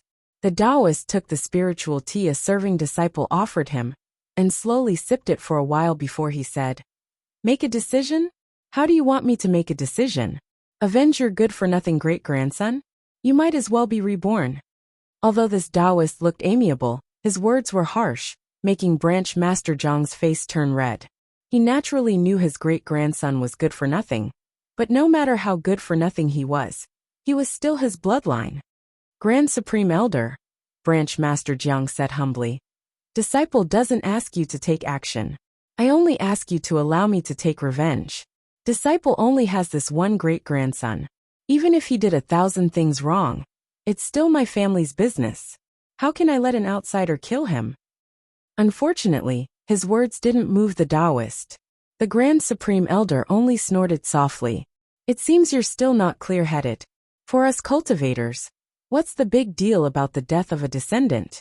This kind of descendant who only knows how to stir up trouble and doesn't have the slightest ability should just die. Go back. Don't mention this matter again in the future. Grand Supreme Elder. Seeing that Branch Master Jiang didn't listen, the Taoist's eyes revealed a fierce look. What? Are you complaining that I didn't help you? Branch Master Jiang promptly lowered his head but didn't refute. The Taoist snorted and said, Fine, I'll explain it to you clearly. This Qin Shoujing you mentioned isn't an ordinary core formation cultivator. He has a nascent soul elder behind him. Upon hearing those words, Branch Master Jiang was shocked. Supreme Elder, this person actually has such a background? The Taoist snorted. Otherwise, why do you think he dared to act presumptuously in East Kunwu, which is thousands of miles away? Let me tell you, behind Qin Shoujing is that old guy Qin Jinghe. You don't understand Qin Jinghe, but I do. He's extremely protective of his people and very bloodthirsty. Usually, he won't attack casually because of Xianqing School's rules. But if you hurt his people, it's not impossible for him to come from thousands of miles away and start a massacre. I'm only in the early stage of the nascent soul realm. I can't defeat him, so you'd better save your worries. Grand Supreme Elder, aren't nascent soul cultivators not allowed to kill indiscriminately? That's because your knowledge is shallow. The Taoist closed his eyes and said slowly, Nascent soul cultivators don't kill indiscriminately because they want to avoid inner demons appearing and stagnating in their cultivation. But if they have a reason, they can certainly attack. Branch Master Jiang lowered his head in silence. That being the case, he actually couldn't do anything to that little aura refining disciple. The Taoist went on to say, Also you'd better go back and investigate what Qin Shoujing is doing in your Mount Yunwu. Xianqing School is one of the biggest cultivation groups in the Celestial Pole. They have everything they want, but they just had to sneak into a small cultivation group, and even stayed for 3 years. I'm afraid they're plotting something big.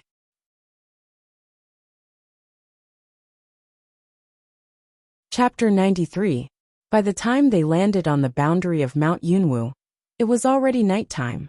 Mo Tiange looked at the familiar scenery and was a bit hesitant, but when she thought of Second Uncle, she straightened her back. Second Uncle was indirectly forced to die by them, and Mount Yunwu had a great hatred for her. How could she be weak and afraid when she had a great hatred? But the strange thing was that after Qin Shi brought her down, no one came to ask about it. The two of them just swaggered into the mountain gate. After walking for a while, Mo Tiange asked in confusion, Senior Marshal Brother Qin, aren't we going to 10,000 Laws Pavilion? They weren't going to the South Peak or the North Peak.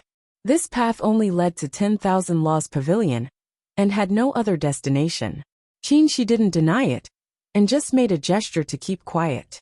Mo Tiange didn't say much and followed him. When they arrived at the entrance of 10,000 Laws Pavilion, they used their identity tablets to open the formation and entered the cave. Mo Tiange walked behind Qin Shi.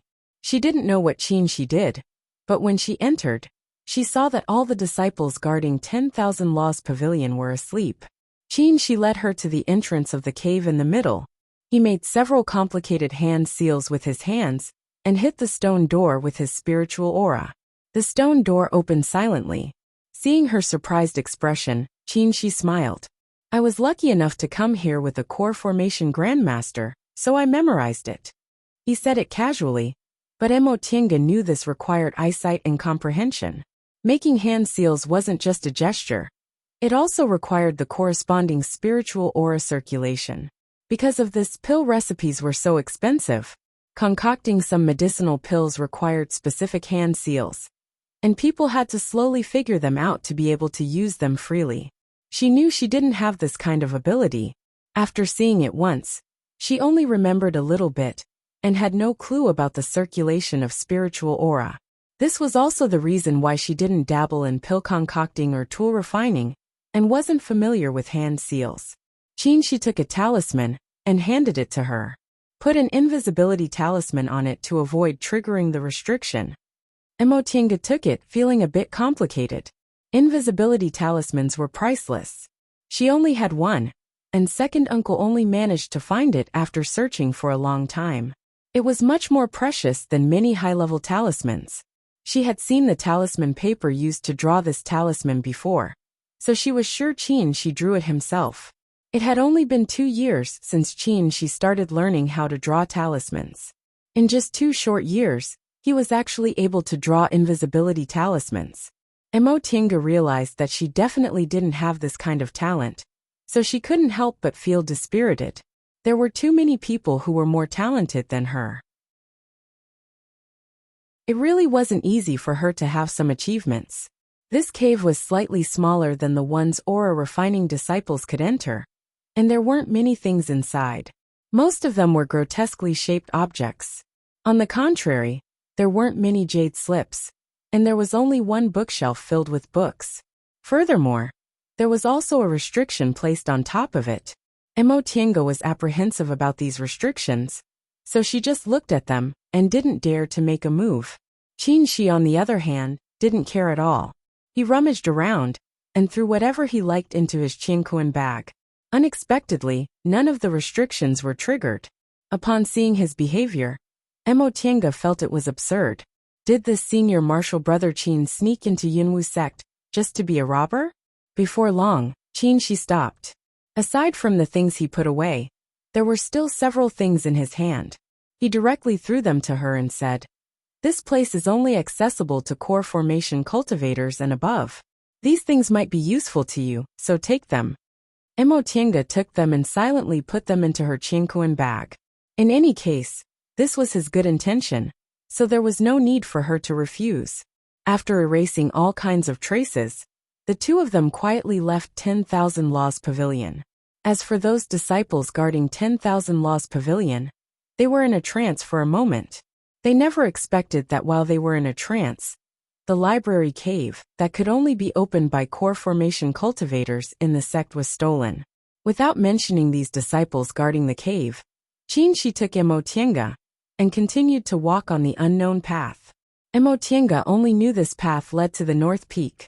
However, judging from Qinshi's familiar appearance, he should have taken this path often. After walking for a while, the two of them finally entered the North Peak. Facing the North Peak's formation within a formation, Qinshi only took out an identity tablet and safely led her inside. After several turns, when a building finally appeared in front of them, Emotinga couldn't tell north from south anymore. Qinshi still quietly broke the restriction and led her into a garden. Once they entered, their nostrils were filled with the fragrance of medicinal herbs, and their bodies were overflowing with spiritual aura. As it turned out, this place was actually a medicinal garden. Qinshi still asked her to stand on the side, but this time, he didn't look around. Instead, he picked several spiritual fruits or spiritual plants with a specific target before he took her out of this medicinal garden. Emotinga finally understood. This senior martial brother Qin was simply here to steal something in passing. He wasn't familiar with 10,000 Laws Pavilion, but he was familiar with this medicinal garden. Several years ago, he received the appreciation of a foundation building cultivator in the North Peak and got a job in the concocting room. He must have taken a liking to these spiritual plants long ago and seized the opportunity to steal them. This made her very speechless. The image of the cold but gentlemanly senior martial brother Qin had completely collapsed. After picking the spiritual plants, Emotinga silently followed him and continued walking, wondering which unlucky places he had taken a liking to. A quarter of an hour later, she was dumbfounded. Although she was mentally prepared, she still didn't expect that the next place would be Guyuan Hall. What kind of place was Guyuan Hall? It was the residence of Yunwu Sect's sect head. Every generation of sect heads lived in Guyuan Hall when they were in power. The last sect head, Fang Dingyue, was killed in Zixia sect, so Branch Master Jiang lived here now. She never expected Qinshi would be so bold. Now, she could only brace herself and quietly follow him into Guyuan Hall. Inside Guyuan Hall, there were restrictions everywhere. She didn't know how he did it, but as they walked, these restrictions seemed to exist in name only. They weren't triggered at all. Moreover, they weren't discovered by the disciples guarding the hall. She knew she must have done something, but these methods were usually secret techniques, so she didn't ask him about it. The two of them walked back and forth in Guiyuan Hall, avoiding several groups of disciples guarding the hall. In the end, they unexpectedly entered a stone passage through a restriction. Even if Mo Tiange didn't know much about Guiyuan Hall, she knew this kind of protection was definitely an important place. However, she didn't think about it anymore. Although she was bold and reckless, he was also capable. She couldn't see what kind of restriction it was, but it was easily solved by him. The stone passage behind the restriction was winding for an unknown length. The two of them walked for a long time, but they still didn't reach the end. Occasionally, they came across 1 or 2 stone rooms with some treasures inside, but she didn't even spare them a glance. Mo Tiange suddenly realized that he must be going for a certain treasure. These things weren't his goal. After walking for a while, they finally arrived in front of a stone room. She suddenly raised his hand to stop her. Then he took out a peach branch from his Qingquan bag. The green leaves on the peach branch looked like they were new, and the peach blossoms looked like they had just been plucked from the tree. He muttered a few words, then waved his hand. The peach branch stood on the ground, emitting a burst of fragrance.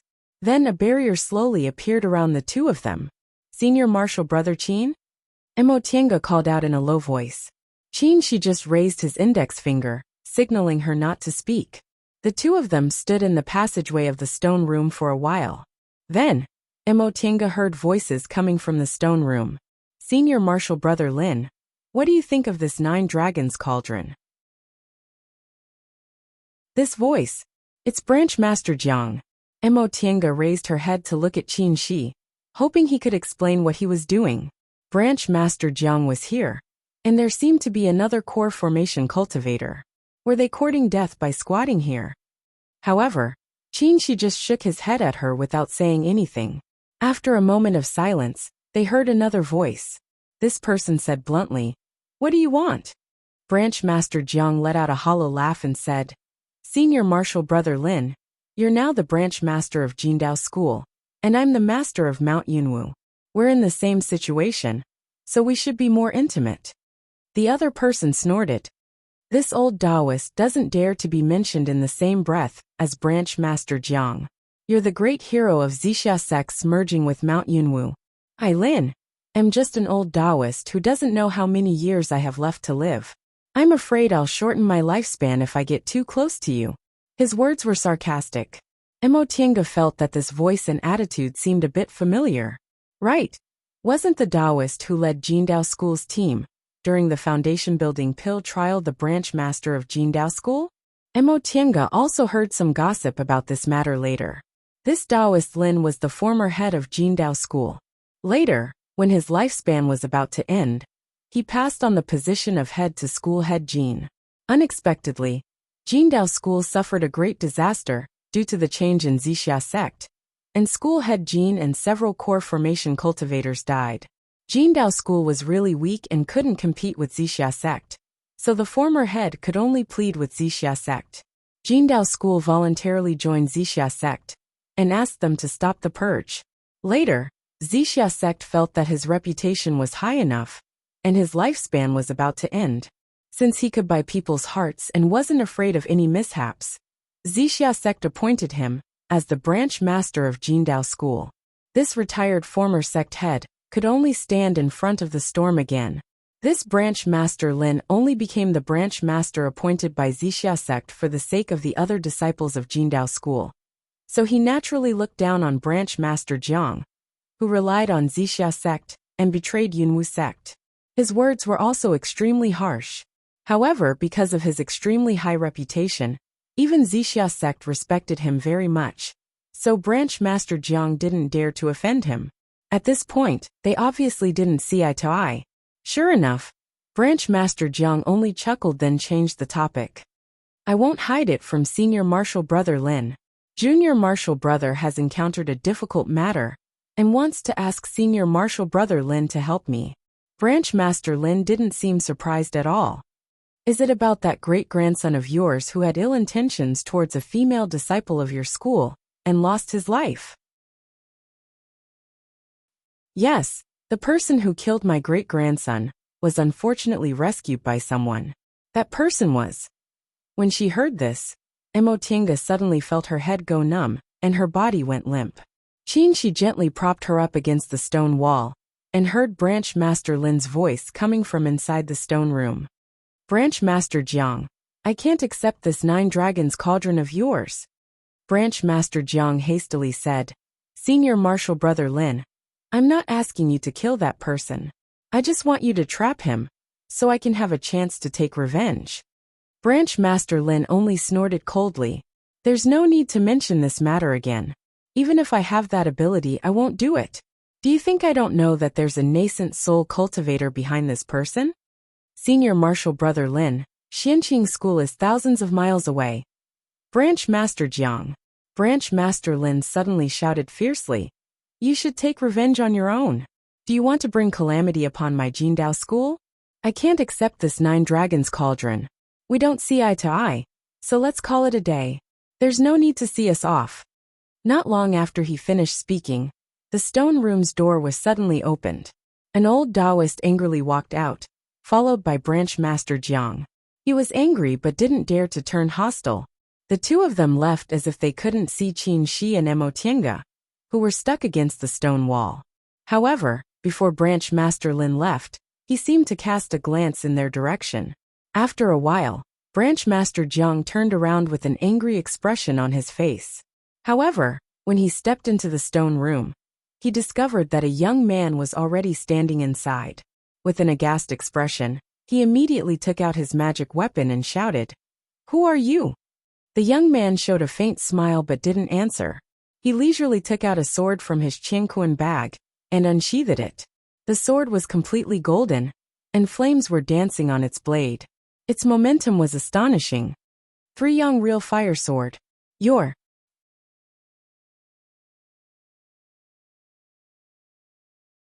Chapter 94. When she woke up, Emotinga was a bit confused. She slowly recalled what happened before she fainted and jumped up in shock, looking around nervously. This seemed to be a room in an inn. The furniture was simple, the floor was gray, and the quilt had a slightly moldy smell. Junior Marshal Brother Yi, you're awake? Emotinga turned her head and looked in the direction of the voice. Qin Shi was sitting at the table in the outer room. He seemed to be drawing talismans with his back to her and didn't look back. Seeing this scene, she felt a bit relieved. Qin Shi looked so relaxed, which meant they should be fine. However, she was a bit confused. Senior Marshal Brother Qin, were we discovered? Qin Shi put down the brush, burned the broken talisman paper and answered, No, I knocked you out. Ah. She was even more confused. He didn't explain. He put away the paper and brush on the table and said, Since you're awake, let's go in a bit. Emotinga nodded in bewilderment. She thought that since he was able to escape from 2 core formation cultivators, he probably used some kind of secret technique, so it wasn't convenient for him to tell her. However, she always felt that Qin Shi was very strange. He could always do things she thought were basically impossible, but his attitude was too calm. It made her want to doubt him, but she also felt that she was being too paranoid. Maybe it's because he has a high-level cultivator elder, so he has too many treasures? Oh right. Qin Shi took out several things from his Qingquan bag and threw them to her. I got these yesterday. Take them. Emotinga took them. They were soft armor and a jade ruler. These are the heaven and earth cloud silk armor and the land fleeing ruler. The former is a defensive item. When worn, it can withstand several attacks from cultivators in the same realm. As for the land fleeing ruler, it's a good thing. If you use it to escape, you'll be hundreds of miles away. Emotinga was shocked. She knew how precious these 2 things were. Although they weren't magic weapons, they weren't far off. Why are you giving them to me? Qin Shi said. I don't need them, but I thought it would be a waste not to take them, so of course I'm giving them to you. But, before she could say anything, Qin Shi interrupted her. No buts. You're usually very straightforward. Why are you acting like a little girl now? Wasn't it because he knew her gender and didn't want to owe her a favor? However, she couldn't say this out loud. Otherwise, she would offend Qin Shi. He had saved her when she was in danger, so it could be said that she owed him a favor. She still wanted to keep some distance, but if he knew, he would think that she didn't know what was good for her. All right, I won't say anything unnecessary. Anyway, I owe you too much. One more won't make a difference. Qin Shi smiled. This is how junior martial brother Yi should be.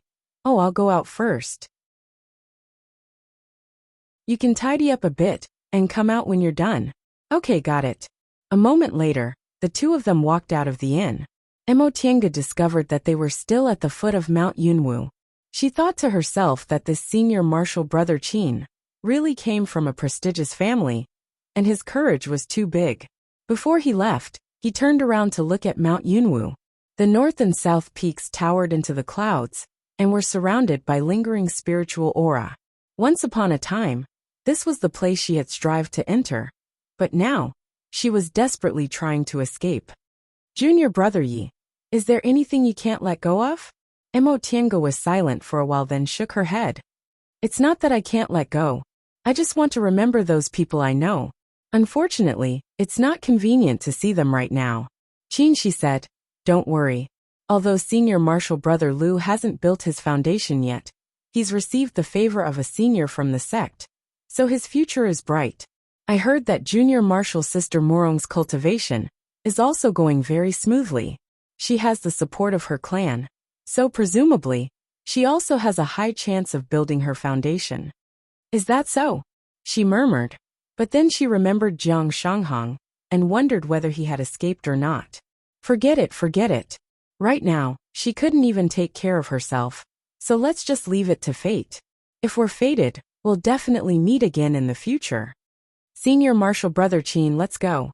Several days later, two people landed in the small market square of Huanshan Dock. They were Mo Tiange and Qin Shi. Huanshan Dock was located northeast of Mount Yunwu, so it wasn't on the way. However, Mo Tiange wanted to deal with some matters, so Qin Shi agreed. So the two of them took a detour to this place. The two of them first went to the small shop Tianxiao opened. Sure enough, the door was closed. Just as Mo Tiange was about to push the door open, a person walked out of the small shop next door and shouted, Master Immortal, you can't enter. Mo Tiange turned around. It was a mortal dressed as a shop assistant. She frowned and asked, why? The shop assistant hastily saluted them and said with a respectful expression, Master Immortal, it's not that this lowly one doesn't want to let you in. It's that our Market Square Steward's Hall has sealed this shop. Sealed? What did that mean? The shop assistant observed her expression and answered, yes. Master Immortal, you're not from here, right? Something happened to this shop, so it's been taken away by the Steward's Hall. It hasn't been rented out yet, so it's empty. Oh, Mo Tiange frowned and asked, what about the original owner of this shop? Upon hearing her question, the shop assistant sighed and said, to tell you the truth, the husband and wife who originally opened this shop are both dead. Mo Tiange already knew about this, so she just asked, what about their corpses? Her question was too direct, so the shop assistant was full of questions, but he didn't dare to say anything. He answered, this lowly one doesn't know. I only know it was handled by the Steward's Hall. Where's the Steward's Hall? Oh, you can go straight from here. You'll find the biggest room. Mo Tiange nodded, then took out a piece of gold and threw it to the shop assistant. The shop assistant only came out to answer a few questions, but he unexpectedly received such a big piece of gold. He immediately beamed with joy and repeatedly said, thank you, Master Immortal. Thank you, Master Immortal. The two of them turned around and walked for a short distance before they successfully found the Steward's Hall. Fellow Taoists, is there something you need? There was only a second layer or a refining cultivator guarding the Steward's Hall. He was drinking wine while asking them questions. His attitude was extremely impatient. Mo Tiange frowned when she sensed the smell of alcohol coming from the man's body. Is this the Steward's Hall? The cultivator burped and looked at them from the corner of his eyes. However, he didn't correct his attitude because of their cultivation levels. He pointed the wine bottle outside the door with his hand and said with his eyes closed, if you don't know, Then come back after you've seen clearly. Mo Tiange was a bit annoyed, but she was still patient.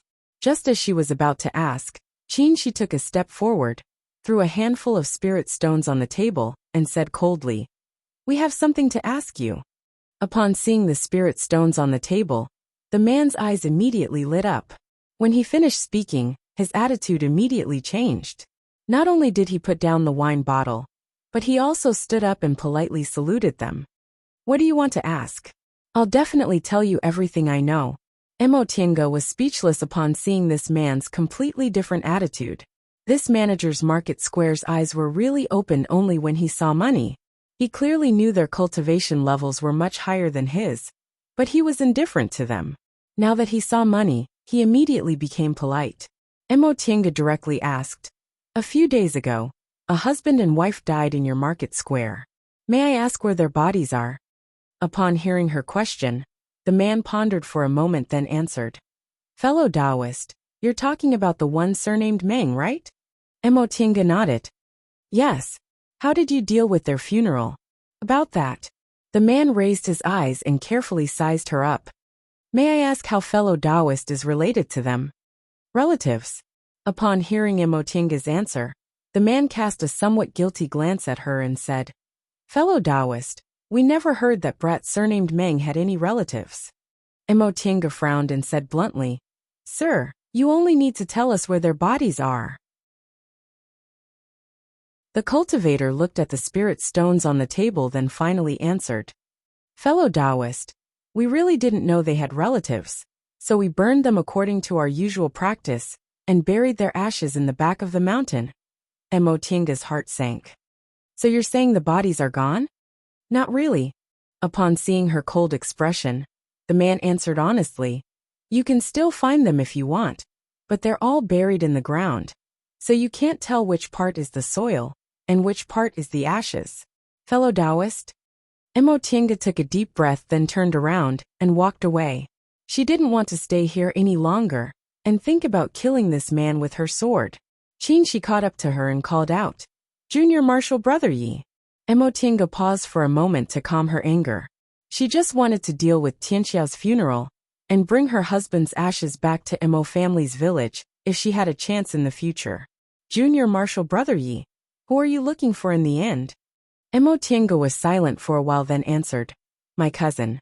We grew up together when we were kids, and she took care of me the most." "Oh, you seem to have known about them." Mo Tiange smiled bitterly. "Of course I knew. They were implicated by me." "Implicated?" Mo Tiange nodded and lowered her head with a gloomy expression. If she hadn't taken the pill recipe for the constitution-enhancing pill, Jiang Chengxian wouldn't have noticed her. If she hadn't been too careless and was discovered in Hu Clan, Jiang Chengxian wouldn't have recognized her and Tianxiao wouldn't have had her soul searched. It was all because of her that Tianxiao lost her life. Upon seeing her expression, she didn't ask again. Instead, he sighed and said, "Do you feel very guilty?" Upon hearing this question, Mo Tiange was at a loss for a while before she finally nodded and said softly, "Yes. If they hadn't run into me, they would be fine. If you found their ashes, would you feel better?" After people die, where their ashes are buried is the same, right? Even if there's a tombstone, it'll only comfort the living. Even if you brought their ashes back, what difference would it make to them?" Mo Tiange was speechless. She looked at her and said faintly, "Don't forget, you're a cultivator." Although his voice was flat and didn't contain the slightest hint of blame, Mo Tiange understood the warning in his words. Cultivators shouldn't be restricted by external objects and shouldn't be obsessed with formality. If they couldn't even see through this, how could they talk about cultivating? Cultivators cultivated their hearts. If they couldn't even get past external objects, how could they advance their cultivation level? She understood all these principles. "But when we were in Yunwu sect, I originally thought you were a free and easy person who was very firm on the path of cultivation. But now I know you can't even see through one's state of mind." "Junior Marshal Brother Yi, you have to know that if you continue like this, you can only build your foundation at most. As for forming your gold core, you won't have any hope." Mo Tiange's heart trembled. Right, second uncle just passed away. How could I make a mistake again? Some things have already happened. Guilt and regret are useless. She closed her eyes and said sincerely, Senior Marshal Brother Chin, thank you.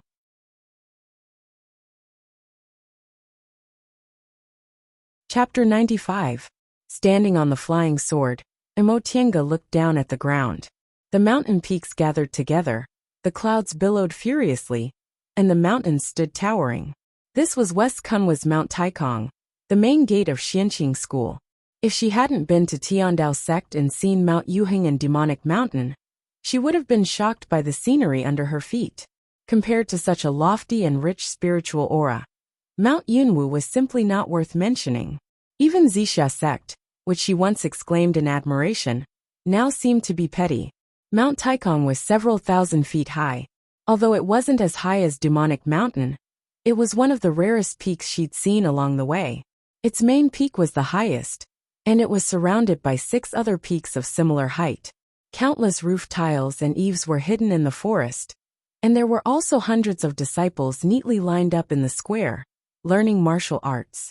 Upon noticing the direction in which she was staring, she explained, although Xianqing School is a Dao school, we also have many kinds of cultivation techniques. These disciples are from sword cultivation groups, and are sword cultivators, so they learn martial arts just like the secular world. Oh, it looks really spectacular. Looking from a distance, these cultivators in blue and white robes brandished their swords together. The sword aura was really crisscrossing, elegant and pleasing to the eye. Sensing someone approaching, she looked up and saw a group of 7 or 8 cultivators coming on their swords. The leader was a foundation-building cultivator, who seemed to be in charge of mountain patrol. Upon seeing them, the group of cultivators flew over, but only saluted Qin from afar. After they left, Qin said, All right, from now on, you're a disciple of Xianqing School. I'll take you in now. Let's go. The flying sword went down towards one of the peaks. This is Clear Spring Peak. Xianqing School has 6 peaks. The disciples of each peak usually cultivate on the side peaks, and go to the main peak to listen to Tao. You only need to memorize the general terrain of Clear Spring Peak. We only go to the main peak occasionally. After Qin finished speaking, the 2 of them landed in front of a main hall. She was still looking around when a female cultivator came out of the main hall.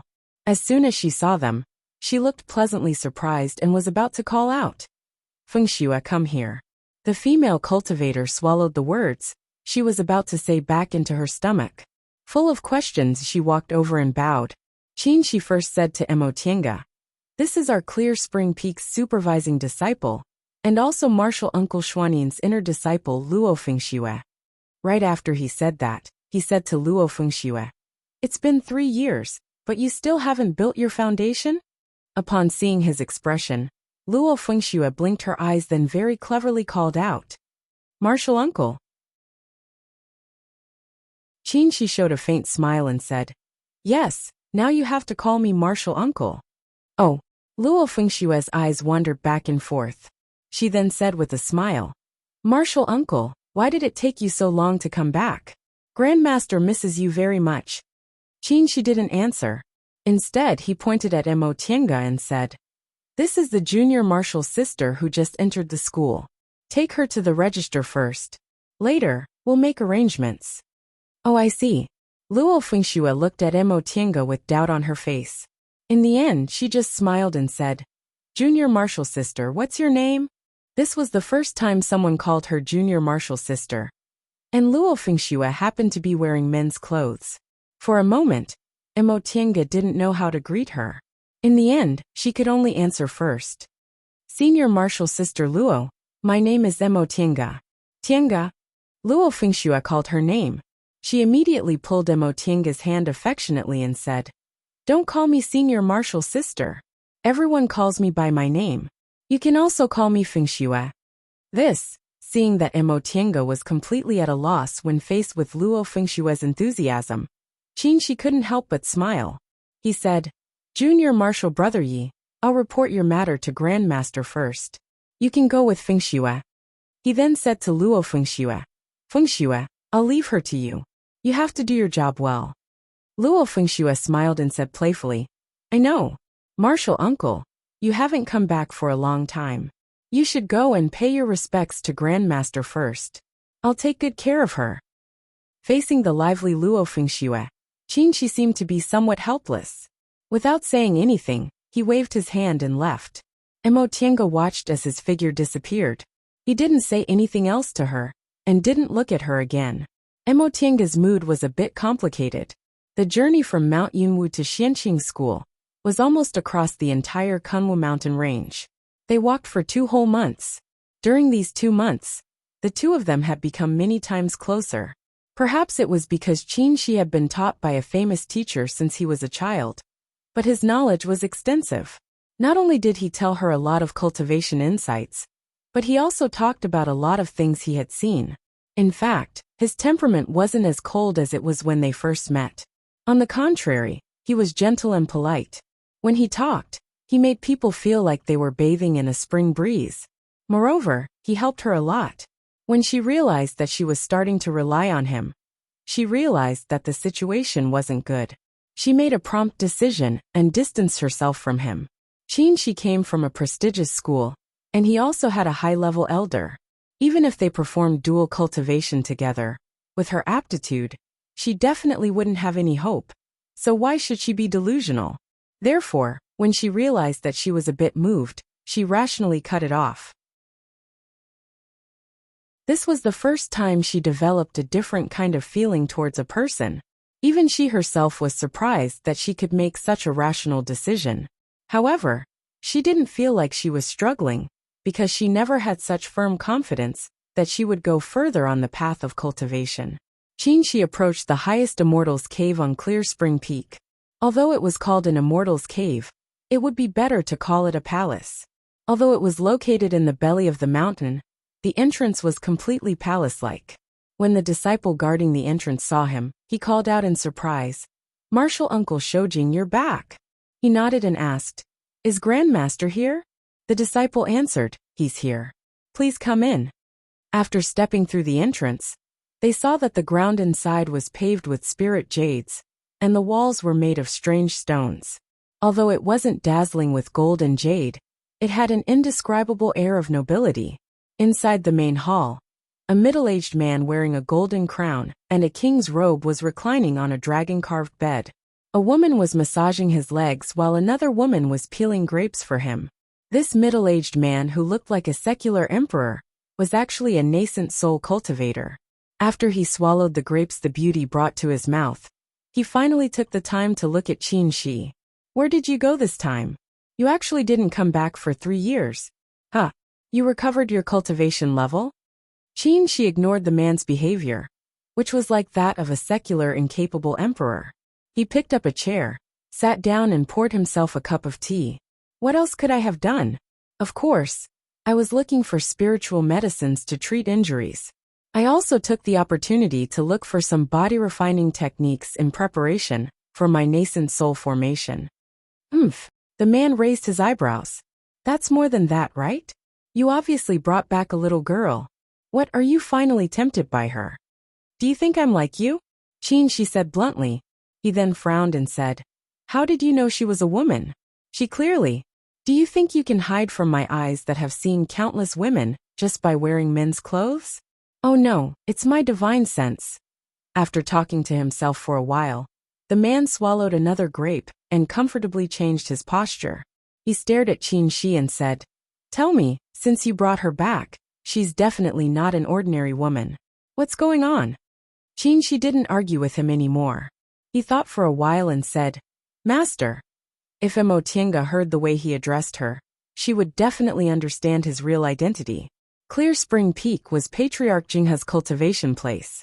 Since this middle-aged man was a nascent soul cultivator, he was naturally Qin Jinghe. There were only a few people in the entire Xianqing school who could call him master. Master, please accept her as our disciple. And Qin Jinghe, who was eating grapes, almost choked when he heard what Mo Tiange said. He swallowed the grape in his mouth, thought for a while, then waved the 2 women away and finally sat up straight.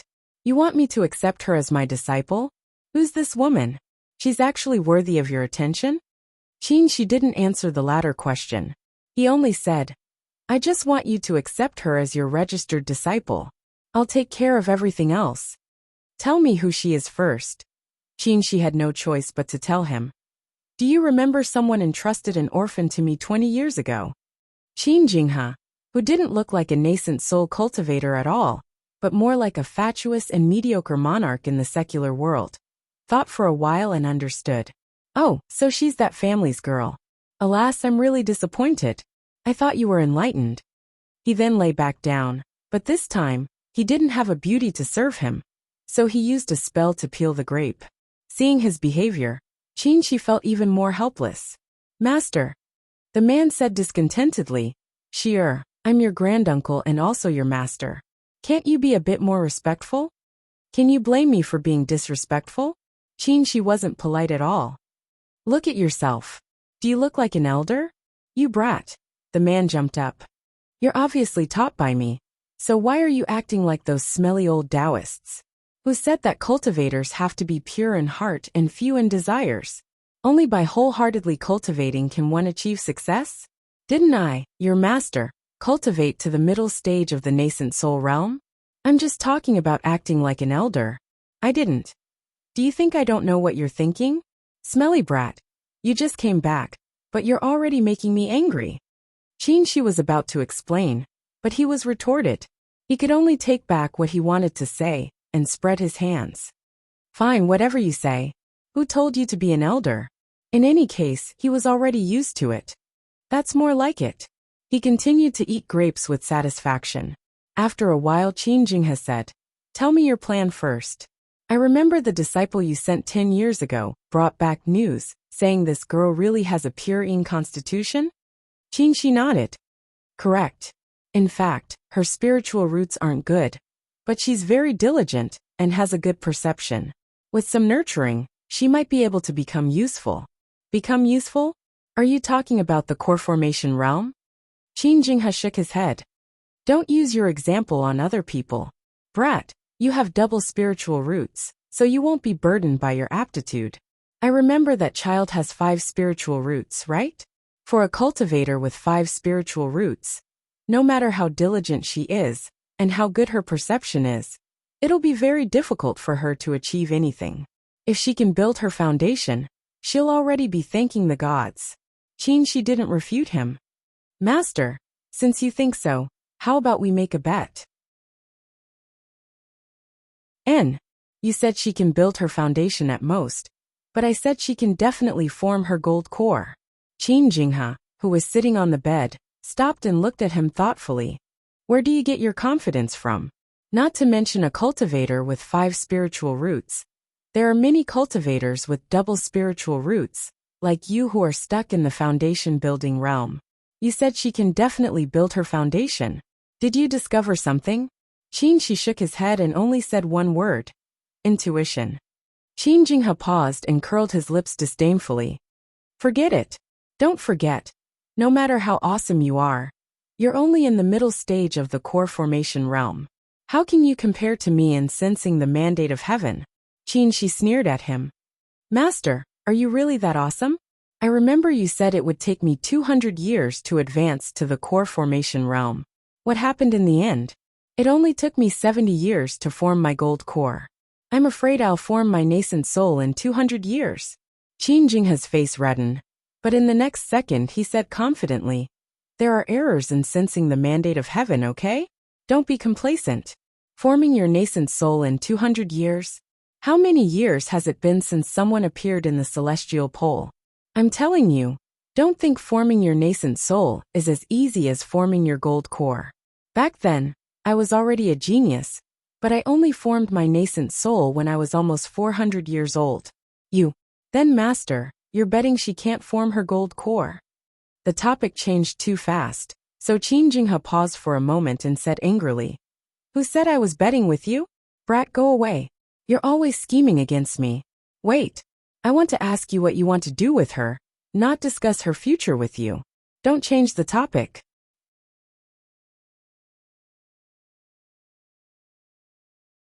Chapter 96. Tienga, Are you the disciple martial uncle accepted from outside? Emotinga swore that Luo Fengxue didn't have good intentions when she asked her this question. However, Luo Fengshue's bad intentions were too open, so she didn't seem malicious at all. Instead, it seemed like she was just playing around with friends.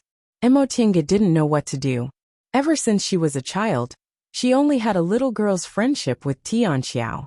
Apart from her, she had never had a close friend. But Luo Fengxue was really too enthusiastic and acted too friendly. They just met, but she was already so intimate. Even Morong Yen wasn't like this when she first met her. Senior Martial Sister Luo, I told you not to call me Senior Martial Sister Luo. Just call me Fengxue.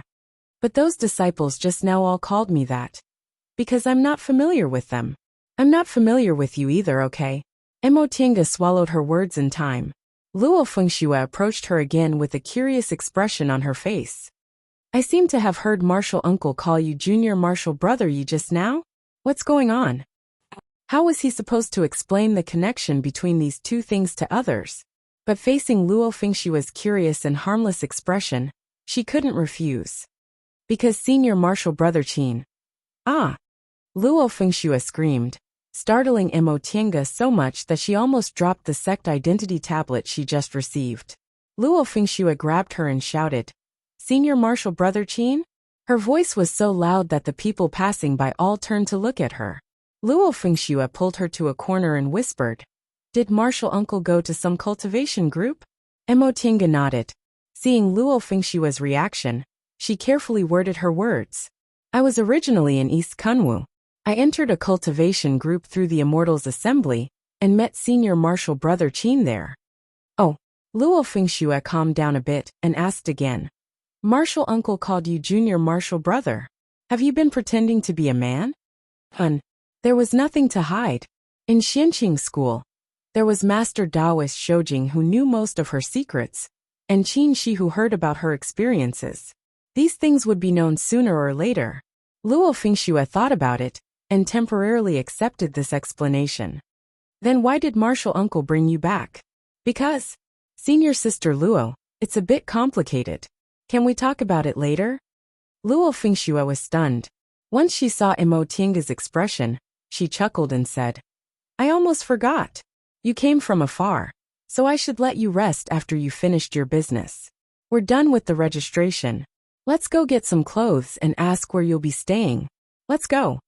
Emotinga secretly heaved a sigh of relief. She really would not associate with such an overly enthusiastic person, and she felt that there was something wrong with this. However, although this senior sister Luo was a bit naggy, she was quite capable. Following behind her, the matter of entering the sect was handled properly. It was no wonder that she could become a deacon disciple. These are your clothes. We aura refining disciples must wear it. However, aren't you going to build your foundation soon? After reaching the foundation establishment realm, one could receive a new design or make their own, as long as the sect's totem was embroidered on it. Of course, if you form your gold core one day, you can wear whatever you want. Emotinga took the clothes and listened to Luo Fengshue's endless chatter. Xianqing School was an orthodox Dao school, so the sect's clothes were naturally Taoist robes. The white robes and blue coats were very simple and tidy. However, she didn't know what kind of material it was made of. It felt soft and smooth, but it was also very tough and had a faint spiritual aura. Compared to Yunwu sect's black robes, it looked more like a spirit tool. Our Xianqing School's Taoist robes are woven from Mount Taikong's unique cloud brocade. After being burned by innate true fire, wearing it is very beneficial in fights of magical powers, so it can also be considered a spirit tool. Sure enough, Emotinga stroked the robes and sighed. It's really unusual. Luo Fengxue smiled and said, This isn't unique to our Xianqing School. Tiandao sect, Gujin sect, and Biyun sect also do this. Luo Fengxue didn't think it was strange, but Emotinga knew it was. Sure enough, this was the work of a big cultivation group. Not only was the Mountain Gate's spirit vein excellent, but the sect's strength could also be seen from its small details. Every disciple had several sets of clothes, and had to change them frequently. There were at least several thousand disciples in the sect, and all of them were refined into spirit tools. How could ordinary cultivation groups afford this?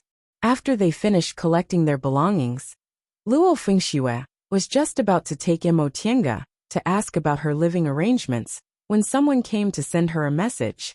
Fengxue, Martial Uncle Xianin wants you to go and take your new junior martial sister. The person who came to pass the message was a 17 or 18-year-old youngster. Sure enough, he directly called her by her name.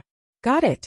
Luo Fengxue turned around and said, "It seems Martial Uncle has already reported to Grandmaster and decided how to arrange you. Let's go." Imo Tiange answered, feeling a bit nervous. Seeing her like this, Luo Fengxue comforted her. "Don't worry. My master is Grandmaster's #1 disciple now. If he wants to see you, he obviously values you very much. At the very least, he'll let you become an inner disciple." What she said made sense. Imo Tiange thought for a moment, then asked, "Senior martial sister Luo, is Master Taoist Shoujing also at Clear Spring Peak?" Luo Fengshue's expression became a bit strange when she asked this question, but she soon smiled and said, "Of course. Martial Uncle Shoujing is Grandmaster's blood-related junior, and also a direct disciple, so he's naturally at Clear Spring Peak. Why do you want to know this?" Imo Tiange said, "Senior martial brother Qin can take me to Xianqing School because my late father has some relationship with Master Taoist Shoujing." "Oh, I see." Luo Fengxue rolled her eyes and said, "However, you might not be able to see Martial Uncle Shoujing right now. There are so many martial uncles in Clear Spring Peak, but Martial Uncle Shoujing is the most hard-working in his cultivation. He rarely even comes out to give sermons. If he's not in closed-door meditation, he's wandering outside. Oh no, he's traveling. Even advanced inner disciples of core formation elders, like us, have a hard time meeting him." Imo Tiange wasn't disappointed. She said, "It's good enough that he accepted me into Xianqing School. Whether I can see him or not isn't important. Thank you for telling me, Senior Martial Sister Luo. You're too polite. I already told you to call me Fengxue." Seeing that Luo Fengxue was trying to curry favor with her, Imo Tiange hastily said, "Senior Martial Sister Luo, why do the core formation grandmasters in the school only call each other by their first names and not their surnames?" Luo Fengxue was puzzled for a moment before she finally understood. She explained with a smile, "That's not it. Xianqing School is an orthodox Dao school, so we naturally have to follow Dao school rules. Aura refining disciples and foundation building disciples don't have titles before they succeed in their cultivation. However, once they form their gold cores, the school will grant them a Taoist name. In the future, they'll be called by their Taoist name. Only people close to them can call them by their real names. For example, my master's Taoist name is Xianin. His original surname is Ma, so people call him Ma Xianin. As for his real name, no one knows for a long time." "I see. Also, core formation cultivators are called Master Taoist, but if they advance into the nascent soul realm, they'll be called Lord Taoist. My master's name in the outside world is Master Taoist Xianin, while my grandmaster is Lord Taoist Jinghe." Imo Tiange had never heard of such a form of address before, so she asked, "If I form my gold core one day, won't I still be called Imo Tiange?" A hint of amazement flashed in Luo Fengshue's eyes. She smiled and said, "If you form your gold core, the elders in the school will grant you a Taoist name. From then on, the disciples in the school will call you by your Taoist name. However, Tiange, since you're really confident, you must be extraordinarily talented, right?" Imo Tiange shook her head. "It's just an example. I haven't built my foundation yet, so how could I form my gold core? That's too far away." As they spoke, the two of them arrived at their destination. This place had green mountains and clear waters, and spiritual aura lingered in the air. It was indeed a good place to open an immortal's cave. Luo Fengxue used the identity tablet to open the restriction and led Imo Tiange directly into the cave. They bypassed the protective formation and pushed open the stone door. Before Luo Fengxue even entered, she already called out loudly, "Master!" Imo Tiange followed Luo Fengxue into the hall and saw a dignified Taoist in his 40s sitting inside. When the Taoist saw Luo Fengxue, he glared at her. Why are you making so much noise? Luo Fengxue wasn't afraid at all. She giggled and said, Disciple just wants to see Master, right? Master, why are you still blaming me? Upon seeing her mischievous smile, the Taoist felt angry and amused at the same time. You're the only one who knows how to talk. All right, go to the side. With proper business in front of them, Luo Fengxue didn't dare to cause trouble. She obediently stood to the side and reported, Master, this is the new junior martial sister Mo Tiange. Did you ask me to bring her here because you want to accept her as your disciple? The Taoist didn't answer and just shifted his gaze to Mo Tiange. Mo Tiange knew the person in front of her was Master Taoist Xianin, so she bowed and saluted him. Junior Mo Tiange greets Senior Xianin. No need to be so polite. Master Taoist Xianin was very good-natured. He said gently, Come here. Although this wasn't her first time seeing a core formation senior, it was her first time facing him directly. Mo Tiange was a bit nervous, but she still calmly walked towards him. Master Taoist Xianin reached out and grabbed her wrist. A gentle but thick spiritual aura immediately poured into her meridians. A moment later, Master Taoist Xianin was slightly surprised. Your spiritual roots. Mo Tiange's heart skipped a beat. Could it be that because my spiritual roots aren't good, he doesn't plan to accept me as a disciple? 5 spiritual roots, and all of them are equally strong and weak. Could this be the rumored spiritual roots of the origin? Mo Tiange's heart skipped a beat. Master Taoist Xianin knows about the spiritual roots of the origin? Upon seeing her expression, Master Taoist Xianin showed a faint smile and let go of her hand. It seems you know about the uniqueness of your spiritual roots. Can you tell me where you learned about them? Although Master Taoist Xianin's attitude was cordial, he was a core formation cultivator after all. So Mo Tiange didn't dare to deceive him. Several thousand years ago, a cultivator also appeared in Junior's clan. That ancestor cultivated until the nascent soul realm, but his lifespan was exhausted, and he still couldn't advance to the next realm.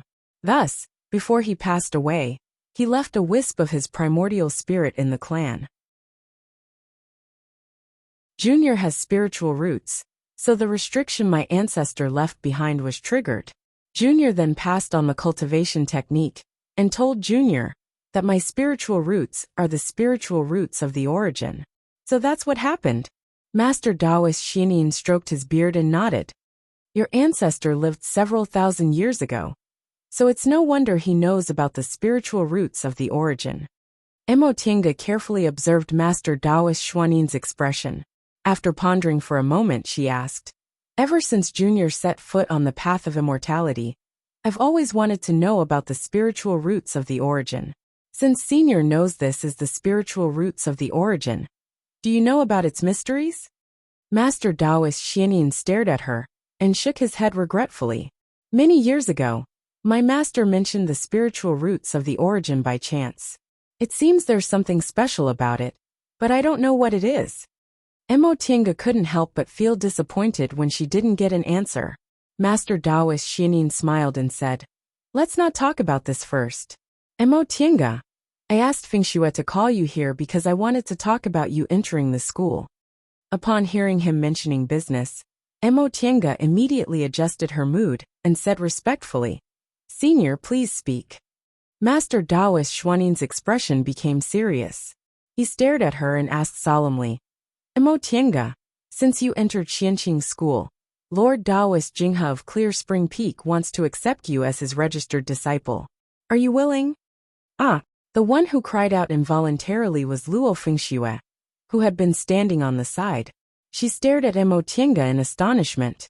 She always thought since Mo Tiange was brought back by martial uncle Shoujing, she would most likely be accepted as a disciple by one of the martial uncles. She never expected it would actually be Grandmaster. Mo Tiange was even more astonished. She was originally just an ordinary little cultivator, not to mention a nascent soul cultivator's registered disciple. She never thought she'd be an elite disciple.